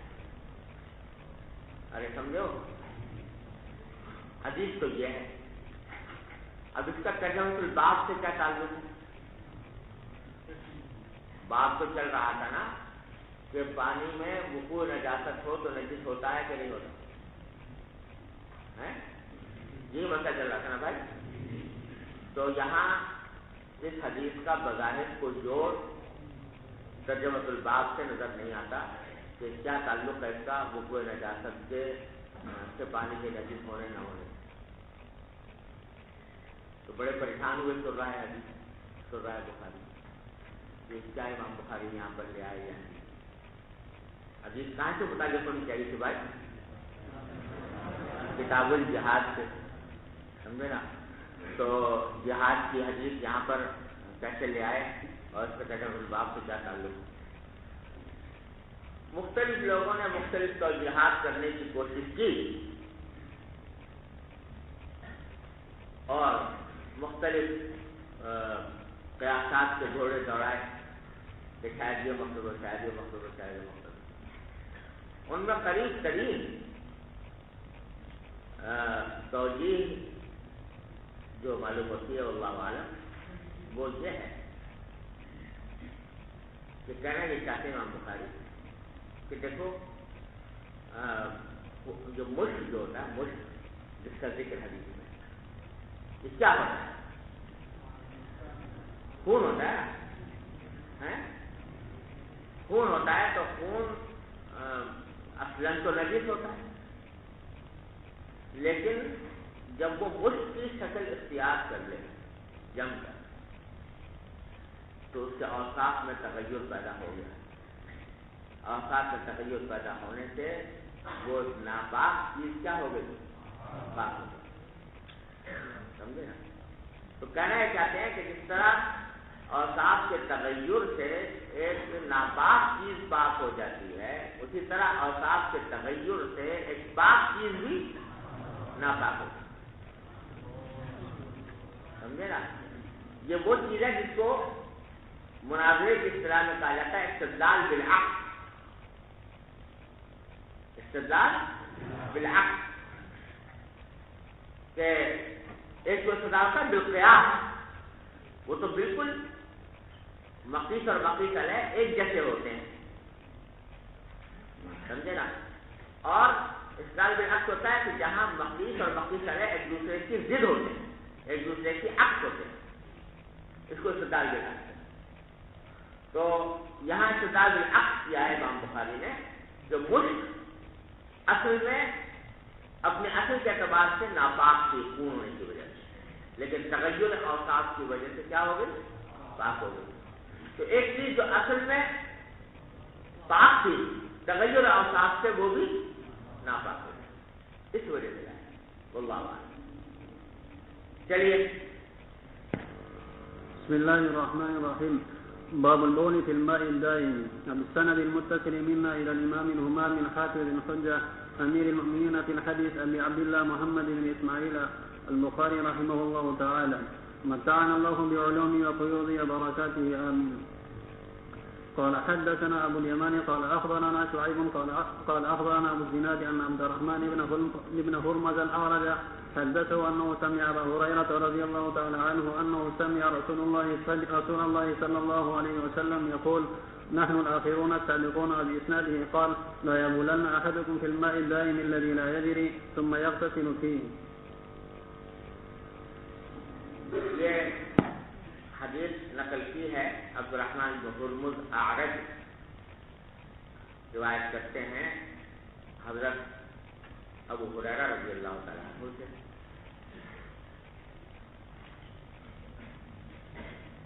کہ انہوں نے نبی کریم صلی اللہ علیہ وسلم کو یہ فرماتے ہوئے سنا کہ نحن الآخرون السابقون.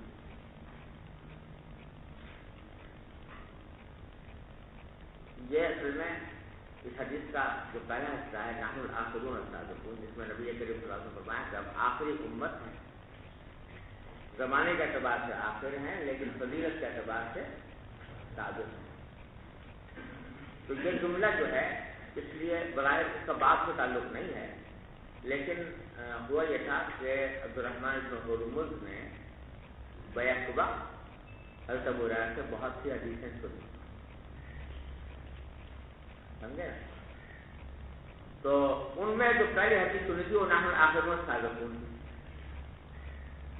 تو جب کبھی وہ اس وقت کی سنی حدیثوں کو روایت کرتے ہیں تو پہلے نحن الآخرون السابقون کہتے ہیں کہ اس وقت جب کہ میں نحن الآخرون السابقون والی حدیث سنی تھی اسی وقت یہ حدیث سنی تھی جو میں بعد بیان کر رہا ہوں. یہ مطلب ارے سمجھو نا.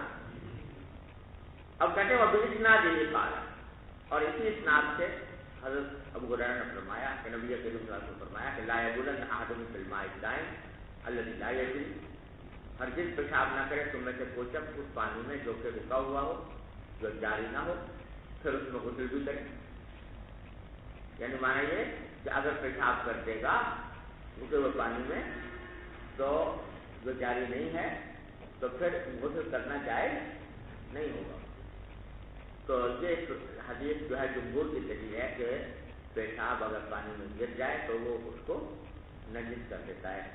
اور امام بخاری کا جو مسلک میں نے بھی بیان کیا تھا کہ مائع میں اگر گر جائے تو وہ نجس ہو جاتا ہے، اس کی بھی اس سے تعریف ہوتی ہے. جی باب إذا ألقي على ظهر المصلي قدر أو جيفة لم تفسد عليه صلاته. قال وكان ابن عمر رضي الله عنهما إذا رأى في ثوبه دما وهو يصلي وضعه ومضى في صلاته. وقال ابن المسيب وشعبي رحمهم الله إذا صلى وفي ثوبه دم أو جنابة أو لغير القبلة أو تيمم فصلى ثم أدرك الماء في رأسه لا يعيده.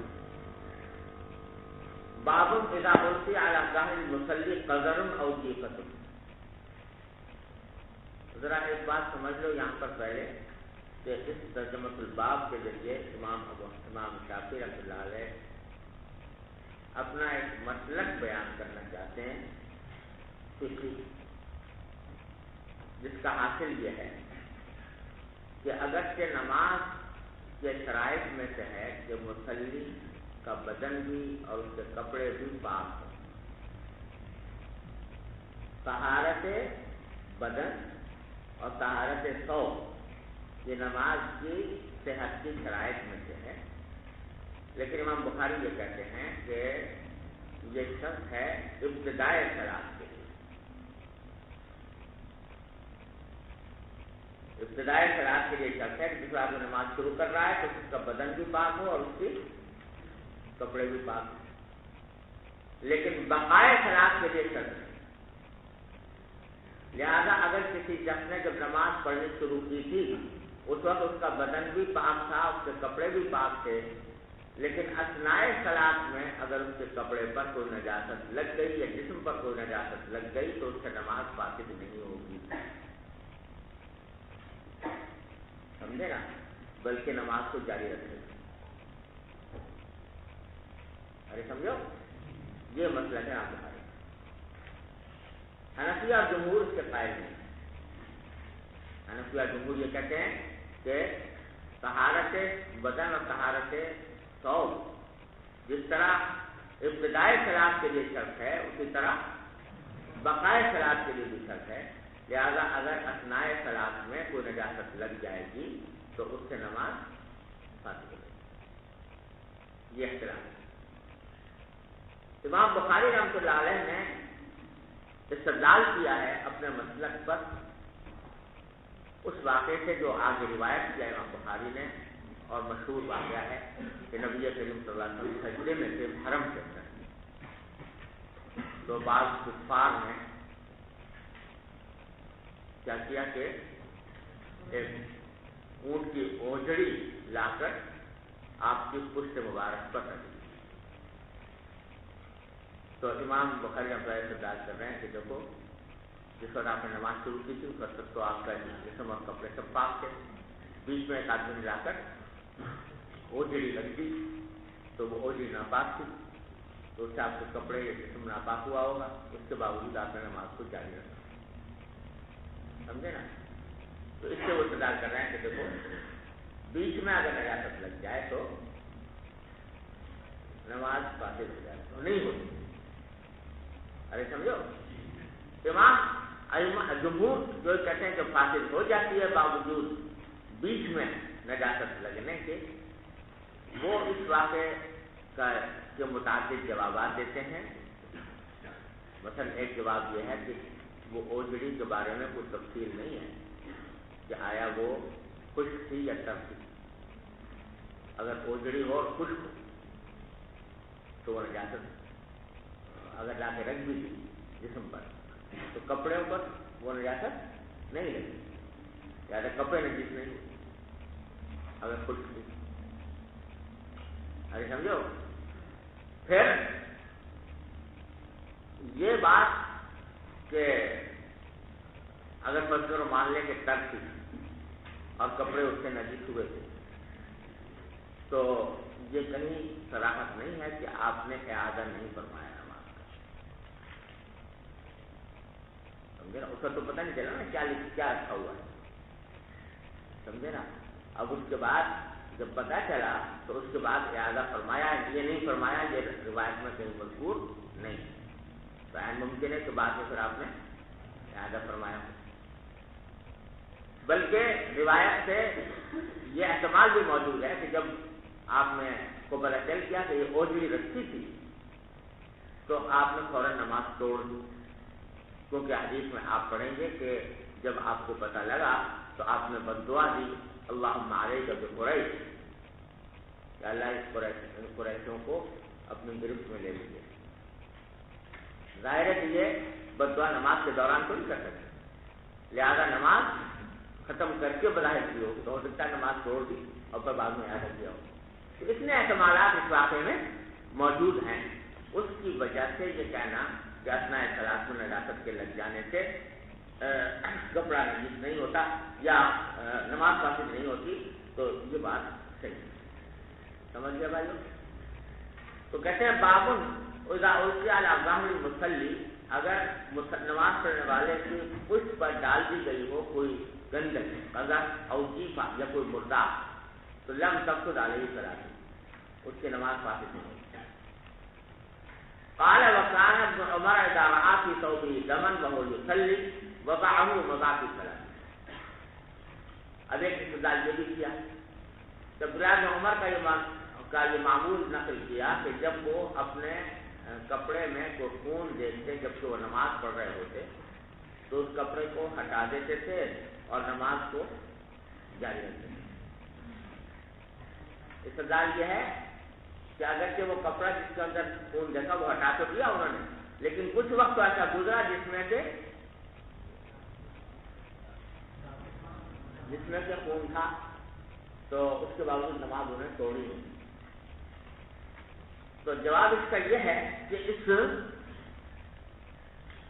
روایت سے ایک حصہ امام بخاری نے نقل کیا ہے، دوسرا نقل نہیں فرمایا۔ مصنف ابن ابی شیبہ میں اس کی تفصیل آئی ہے کہ عبداللہ ابن عمر اگر نماز پڑھتے ہوئے اپنے کپڑے کے اندر کوئی خون وغیرہ دیکھتے تو بعض اوقات تو ایسا کرتے کہ اس کپڑے کو اتار دیتے، اور بعض اوقات ایسا کرتے کہ جاتے اور اس کو دھوتے کپڑے کو، اور دھو کر آ کر پھر دوبارہ نماز پڑھتے۔ سمجھے؟ یہ دوسرا حصہ یہاں پر مذکور نہیں ہے، تو دوسرے حصے سے صاف پتہ چل رہا ہے کہ بیچ میں بھی اگر نجاست لگی تو انہوں نے جا کر اس کو دھویا۔ لہٰذا جو پہلا حصہ ہے کہ اگر خون دیکھتے تو اس کو ہٹا دیتے کپڑے کو، یہ اس وقت ہے کہ اسی وقت خون نکلا، خون لگا، نکلا نہیں، لگا خون کپڑے پر، اپنے آنکھوں کے سامنے دیکھا کہیں سے چھینٹ آ گئی ایک دم خون، تو وہ کپڑا ہٹا دیا۔ تو کوئی وقت ایسا نہیں گزرا کہ جس میں وہ نماز بھی پڑھ رہے ہوں اور کپڑے پر خون بھی لگا ہوا ہو، سمجھے کہ نہیں؟ ابھی نماز پڑھ رہے تھے، فرض کرو کسی نے کبوتر ذبح کیا اور کبوتر کے خون کا کچھ قطرہ اس کپڑے پہ آ گیا، انہوں نے کھٹ سے نکال کے پھینک دیا، تو کوئی وقت ایسا نہیں گزرا کہ کپڑے پر نجاست تھی اور انہوں نے نماز کو جاری کیا، لہٰذا اس سے سزا ملی۔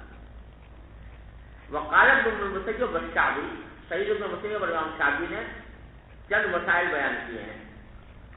کہتے ہیں اذا صلی وفی ثوبہ دم او جنابۃ، کہ اگر کسی جیسے نماز پڑھی اس حالت میں کہ اس کے کپڑے پر خون لگا ہوا تھا یا منی لگی ہوئی تھی، تو کہتے ہیں لا یعید، آخر جملہ آ رہا ہے لا یعید، نماز کا اعادہ نہیں کرے گا، سمجھے نا؟ تو یہ مسلک سعید بن مسیب اور شعبی کا ہے اور امام بخاری کے مسلک کے مطابق ہے، لیکن جیسا میں نے عرض کیا کہ یہ تابعین کا قول ہے، یہ جمہور کے خلاف حجت نہیں ہے، اور جمہور استدلال کرتے ہیں آیت کریمہ سے وثیابہ کا وفا ہے، تو آیت کریمہ ہے، اس آیت کریمہ کے مقابلے میں سعید بن مسیب اور شعبی کا اپنا قول جو ہے وہ حجت نہیں ہوتا۔ پھر آگے انہی حضرات نے کچھ اور مسائل بیان کیے ہیں کہ او لغیر القبلہ، یعنی ایک شخص نے نماز پڑھ لی قبلے کے علاوہ کسی اور سمت میں، یعنی فرض کرو ایک شخص جو ہے وہ سفر میں جا رہا تھا، شہرہ وغیرہ میں تھا، قبلے کا پتہ نہیں چلا گا قبلہ کس طرف ہے، تو تحری کی اس نے، اور تحری کے نتیجے میں اس کا خیال ہوا کہ شاید قبلہ اس طرف ہے، اس نے اس طرف منہ کر کے نماز پڑھی، سمجھے؟ بعد میں نماز پڑھنے کے بعد پتہ لگا کہ یہ قبلہ تو اس سمت میں نہیں تھا، قبلہ تو ادھر تھا، تو کہتے ہیں جب نماز پوری کر لی تو اس کے بعد نماز کو دہرانے کی ضرورت نہیں، اور یہ حنفیہ کا بھی مسئلہ ہے کہ اگر تحری کے ساتھ نماز پڑھی ہے تو بعد میں پتہ لگا کہ تحری غلط ہوئی تھی اور قبلہ کسی اور طرف تھا، تو نماز ہو گئی، اعادہ کرنے کی ضرورت ہے۔ او تیمم فصلی، یا ایک شخص پانی موجود نہیں تھا، اس کی وجہ سے اس نے تیمم کر لیا، تیمم کر کے نماز پڑھ لی، ثم ادرک الماء فی وقت، پھر ابھی وقت باقی تھا نماز کا، پھر پانی مل گیا، تو کہتے ہیں لا یعید، اعادہ نہیں کرے گا، جو نماز تیمم سے پڑھی وہ ادا ہوگی۔ حنفیہ بھی اس بات کے قائل ہے۔ حنفیہ کے نزدیک وضو کب ٹوٹتا ہے، وہ نماز کب فاسد ہوتی ہے، جبکہ نماز کے دوران پانی نظر آئے، پھر تو نماز فاسد ہو جائے گی، وضو کر کے نماز پڑھنا ضروری ہوگا، لیکن جب ایک مرتبہ تیمم کر کے نماز پوری کر چکا تو اس کے بعد پانی کے نظر آنے سے نماز فاسد نہیں ہوگی، اعادہ واجب۔ تو ان دو مسئلوں کے اندر تو 4 مسئلے بیان کیے ہیں سعید بن مسیب اور شافعی نے. 2 مسئلے میں حنفیہ کا اختلاف نہیں ہے، یعنی غیر قبلہ کا مسئلہ اور تیمم کا مسئلہ. اختلاف کہنے ہے جبکہ خون میں کپڑے کا خون لگا ہو یا منی لگی ہو، تو اس صورت میں حنفیہ کے نزدیک نماز نہیں ہوگی اگر بقدر درہم ہے. جی وبه قال حدثنا عبدان قال أخبرنا فرمائیے.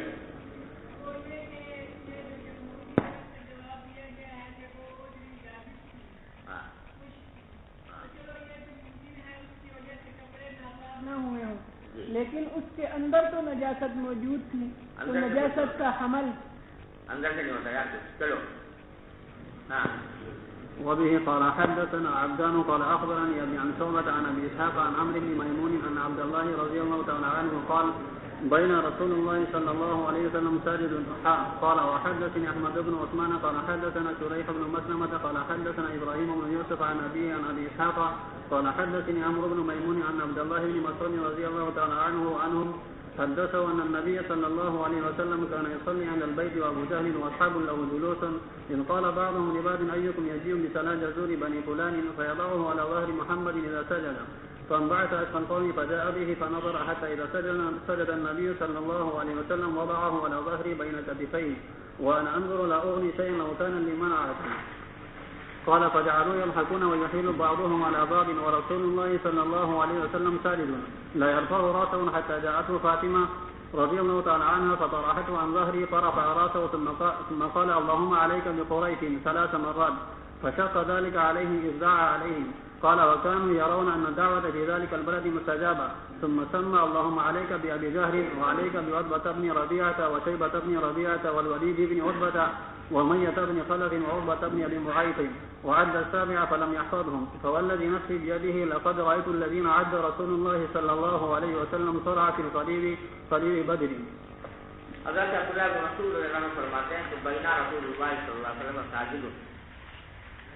اور پھر دوسری طرح روایت کرتے ہیں قال وحدثني احمد بن عثمان قال حدثنا شريح بن مسلم قال حدثنا ابراهيم بن يوسف عن ابي اسحاق قال حدثنا عمرو بن ميمون ان عبد الله بن مسعود رضي الله عنه حدثه ان النبي صلى الله عليه وسلم كان يصلي عند البيت. آپ بیت اللہ کے پاس نماز پڑھ رہے تھے. وابو جہل و اصحاب له جلوس اور ابو جہل اور اس کے کچھ ساتھی بیٹھے ہوئے تھے.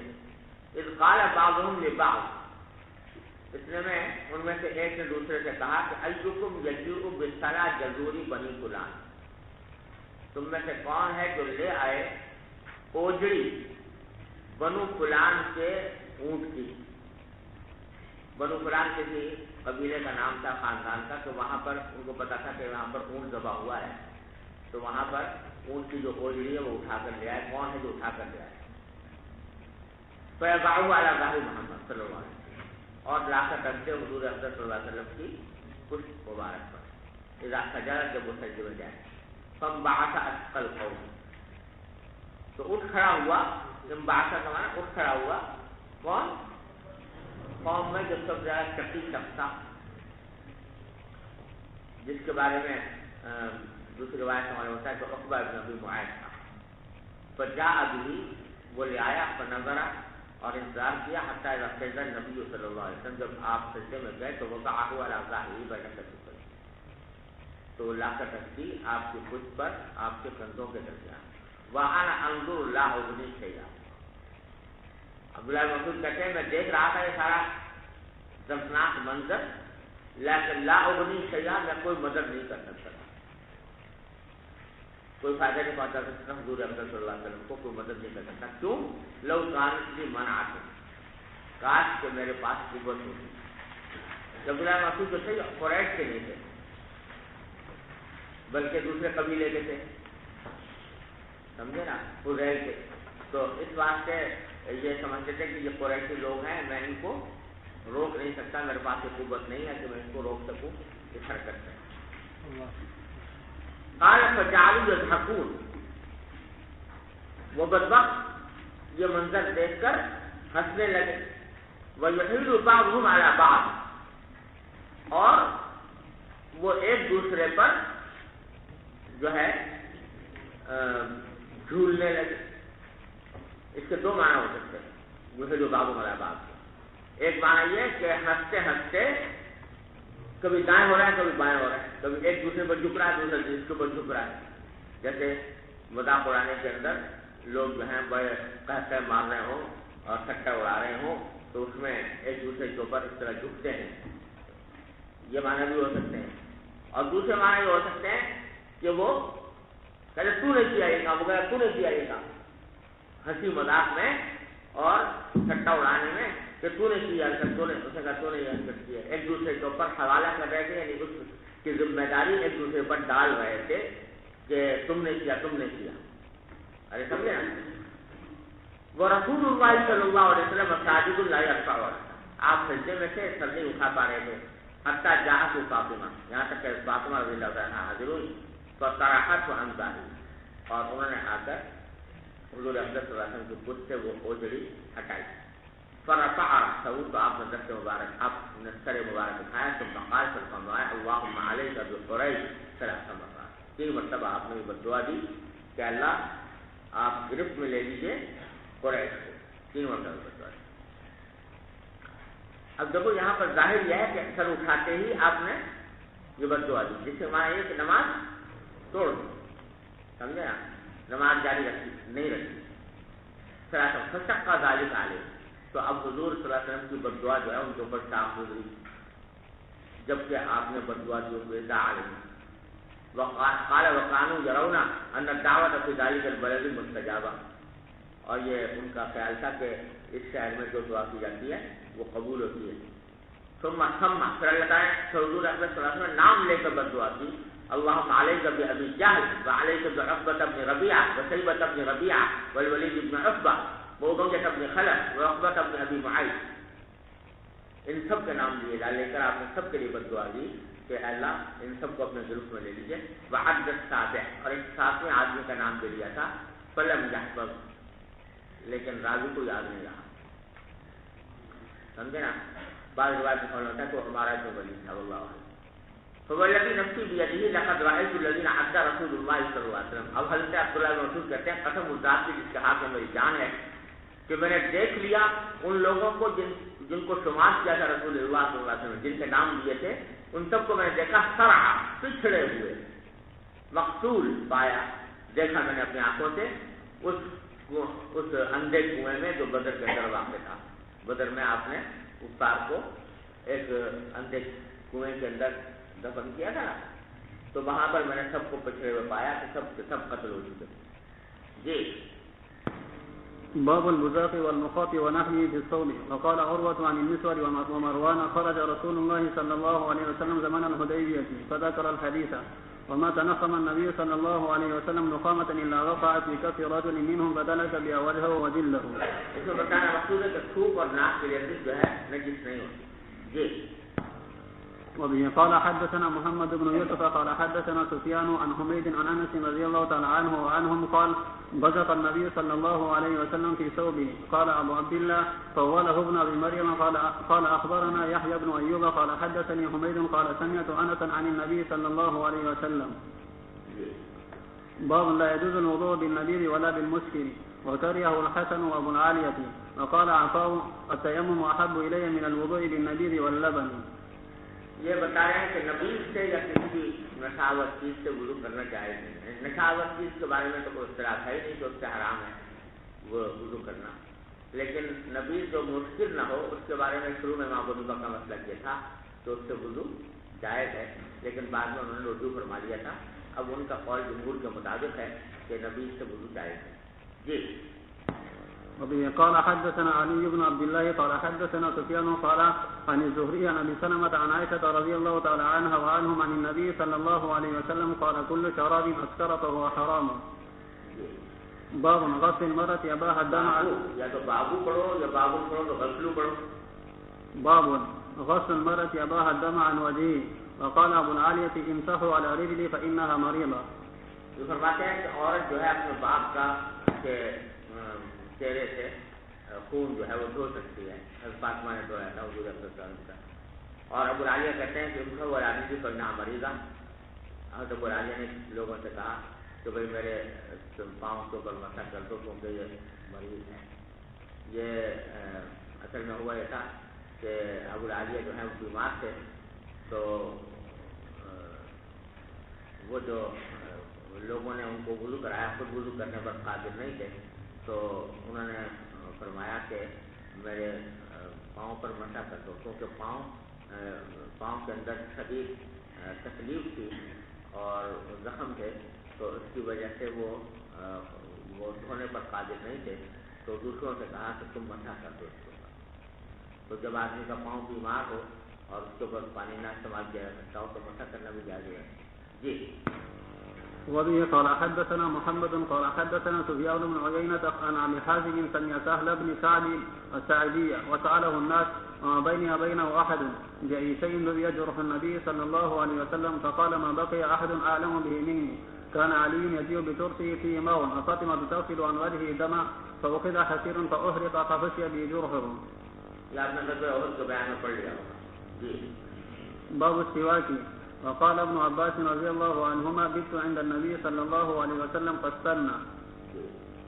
وبه قال حدثنا ابو النعمان قال حدثنا حماد بن زيد عن غيلان بن جرير عن ابي بردة عن ابيه رضي الله تعالى عنه وعنهم قال اتيت النبي صلى الله عليه وسلم فوجدته يستن بسواك بيده يقول والسواك في فيه كانه يتهوى.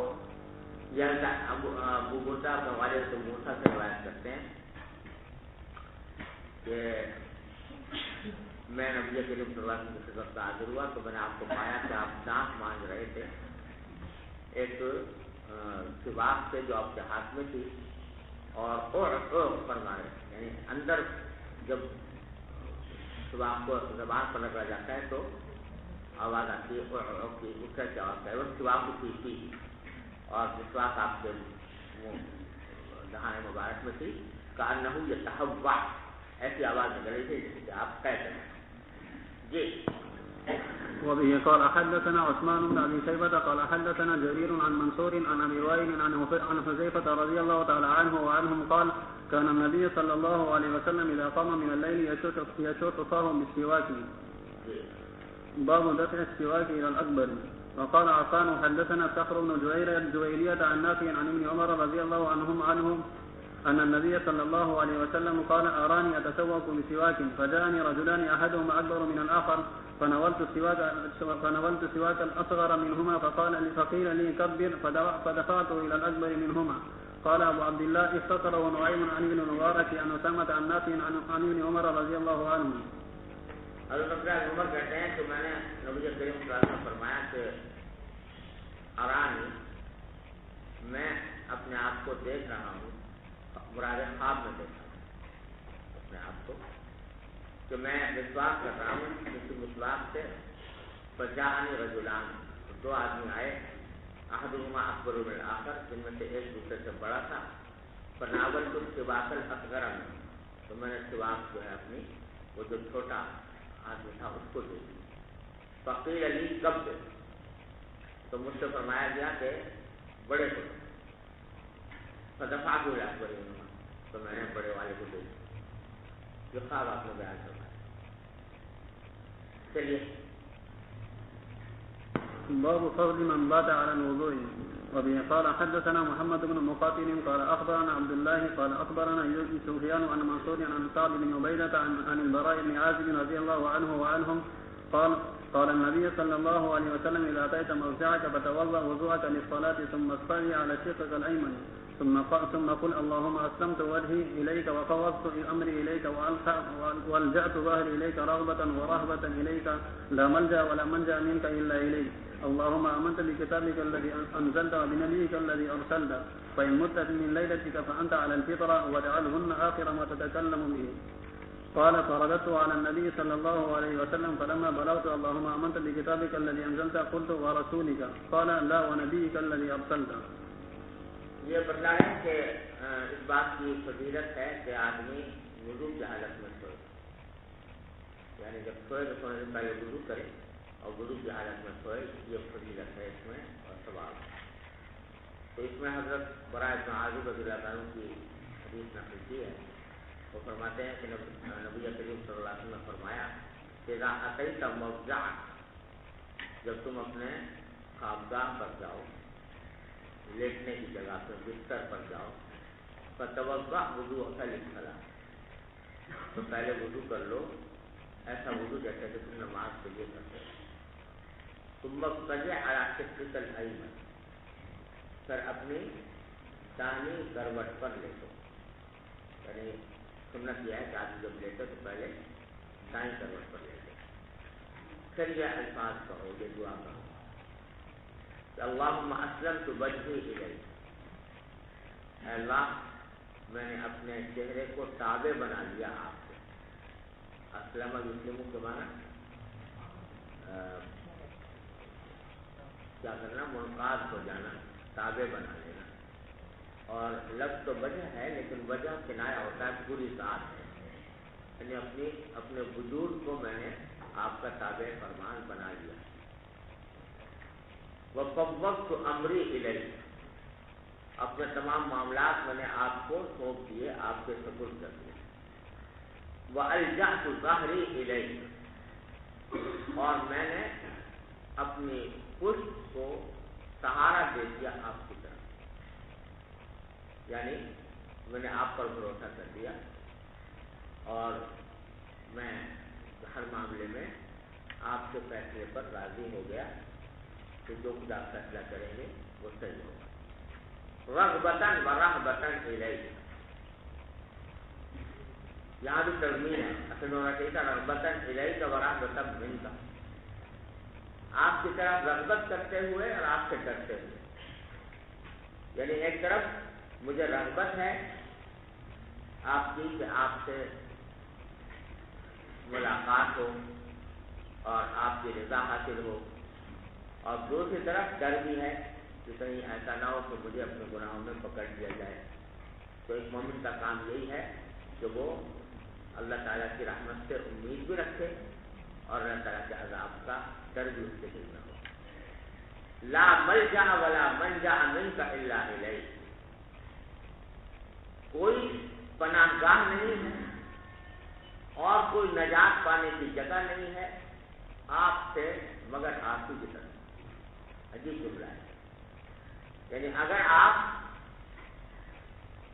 کسی کوئی سزا دیں یا ناراض ہو جائیں تو آپ کے عذاب سے یا آپ کی سزا سے نجات پانے کا کوئی اور پناہ گاہ نہیں ہے سوائے آپ ہی کے، کہ آپ ہی سے مانگا جائے، آپ ہی سے التجا کی جائے، آپ ہی سے درخواست کی جائے کہ میری اس گناہ کو معاف فرما دیجیے، میرے اس عذاب کو دور فرما دیجیے. سمجھے نا؟ لا ملجا ولا منجا منک الا الیک. کبھی چھوٹے بچے کو دیکھا، چھوٹا بچہ جو ہوتا ہے بعض اوقات ماں اس کو مار رہی ہوتی ہے، ماں مار رہی ہے مگر وہ بھی پھر ماں کی گود میں گھستا ہے. سمجھے نا؟ بجائے بھاگنے کے ماں کی گود میں لپٹے گا، وہ مارے جا رہی ہے اور لپٹ رہا ہے. تو یہ ایک ہلکا سا مظاہرہ ہے اس بات کا کہ ماں کے بارے میں بچہ یہ سمجھتا ہے کہ چاہے مارے چاہے کچھ کرے لیکن میری پناہ گاہ اس کے سوا کوئی اور ہے. تو ایک بندے کو اپنے اللہ کے ساتھ کم از کم ایسا تعلق تو ہو جیسا بچے کو ماں سے ہو، کہ آدمی یہ سمجھ لے کہ اللہ تبارک و تعالیٰ کے عذاب سے، اس کی ناراضی سے، اس کے غضب سے بچنے کا راستہ بھی سوائے اس کے کچھ نہیں کہ اسی کی بارگاہ میں جا کر پناہ لے، اسی سے. یہ مانا ہے لا ملجا ولا منجا منک الا الیک. پھر کہے اللہم آمنت بکتابک الذی انزلت وبنبیک الذی ارسلت، اور پھر کہتے ہیں نبی کریم صلی اللہ علیہ وسلم نے فرمایا کہ یہ دعا کرو فإن مت من لیلتک، اگر اس کے بعد تم اسی رات میں تمہارا انتقال ہو جائے فأنت علی الفطرۃ، تو دین فطرت پر تمہارا انتقال ہو. وجعلہن آخر ما تتکلم بہ، اور ان کلمات کو اپنے آخری کلام بناؤ سونے سے پہلے. ارے سمجھ گئے؟ قال حضرت براء بن عازب فرماتے ہیں فرددتها علی النبی صلی اللہ علیہ وسلم، میں نے یاد کرنے کی خاطر یہ الفاظ دہرائے حضور اکرم صلی اللہ علیہ وسلم کے سامنے کہ یہ الفاظ آپ نے فرمائے گئی کہنے فلما بلغت اللهم آمنت بکتابک الذی انزلت، جب میں یہاں پہنچا تو میں نے کہا قلت ورسولک، حضور نے جو الفاظ بتائے تھے اس میں کہا آمنت بکتابک الذی انزلت وبنبیک الذی ارسلت، تو میں نے کہہ دیا وبرسولک الذی ارسلت، قال اللہ، آپ نے فرمایا کہ نہیں وبنبیک الذی ارسلت، وبنبیک الذی ارسلت جو کہا، چنانچہ پھر انہوں نے ویسے ہی کہا۔ اس کے بعد لوگوں نے یہ استدلال کیا کہ روایت بالمعنی جائز نہیں، کیونکہ رسول انہوں نے نبی کے بجائے رسول کا لفظ کر دیا ہے، تو آپ نے اس کی تفصیل فرمائی اور فرمایا کہ نبی کے لفظ اصل تھا، تو روایت بالمعنی اگر جائز ہوتی تو رسول کا کہنے کی آپ تفصیل نہ فرماتے، لیکن یہ استدلال اس لیے صحیح نہیں ہے کہ دوسری متعدد روایات سے روایت بالمعنی مطابق دلائل سے روایت بالمعنی کا جواز ثابت ہے۔ یہاں جو بات درحقیقت ہے کہ آپ نے وہی لفظ رکھنے کا حکم دیا، اس سے ایک اور بات پر استدلال بے شک ہوتا ہے، اور وہ یہ کہ جو ادعیہ اور اذکار ہیں ان میں الفاظ معصورہ کے اندر جو خیر و برکت ہے اور اس کا جو اجر و ثواب ہے وہ اپنے الفاظ میں نہیں۔ اللہ ہی جانتا ہے کہ اللہ تبارک و تعالیٰ نے خود جو دعائیں تلقین فرمائی یا نبی کریم صلی اللہ علیہ وسلم کے ذریعے امت کو بتلائیں، ان کے الفاظ میں کیا تاثیر ہے، ان کے الفاظ میں کیا اسرار ہیں، ان کے الفاظ میں کیا انوار و برکات ہیں، یہ اللہ تعالیٰ ہی جانتے ہیں۔ لہذا حتی الامکان کوشش یہ کرنی چاہیے کہ ان اذکار اور ادعیہ میں انہی الفاظ کی پابندی کی جائے جو نبی کریم صلی اللہ علیہ وسلم نے سکھلائے۔ اب بظاہر تو رسولی کا کہہ دیتے تو کوئی فرق معنی میں نہ پڑتا، لیکن کیونکہ نبی کریم صلی اللہ علیہ وسلم نے نبی کا لفظ سکھلایا تھا، اس بات سے آپ نے فرمایا کہ بھائی اسی کو برقرار رکھو، تو معلوم ہوا کہ آپ کے سکھلائے ہوئے الفاظ میں کچھ خاص بات ہے، وہ خاص اسرار ہیں جو اور دوسرے الفاظ میں حاصل نہیں ہو سکتے۔ لہٰذا ادعیہ اور اذکار میں حتی الامکان کوشش یہی کرنی چاہیے کہ اس میں روایت بالمعنی نہ ہو، بلکہ بین ہی وہی الفاظ روایت کیے، انہیں الفاظ میں دعا مانگی جائے جو سکھلائے۔ ارے سمجھے نا، وقل رب اغفر وارحم وانت خیر الراحمین، اللہ تعالیٰ نے خود سکھا دیا، یوں کہو۔ تو اب ان الفاظ میں جو برکت ہوگی اور ان الفاظ میں جو نور ہوگا اور اس کی جو تاثیر ہوگی وہ اپنے کھڑے ہوئے الفاظ سے نہیں ہو سکتی، لہذا ادعیہ اور اذکار میں خاص طور پر روایت بالمعنی کے بجائے انہی الفاظ کا استعمال کریں۔ سمجھ گیا بھائی؟ وصلی اللہ تعالیٰ علیہ وسلم۔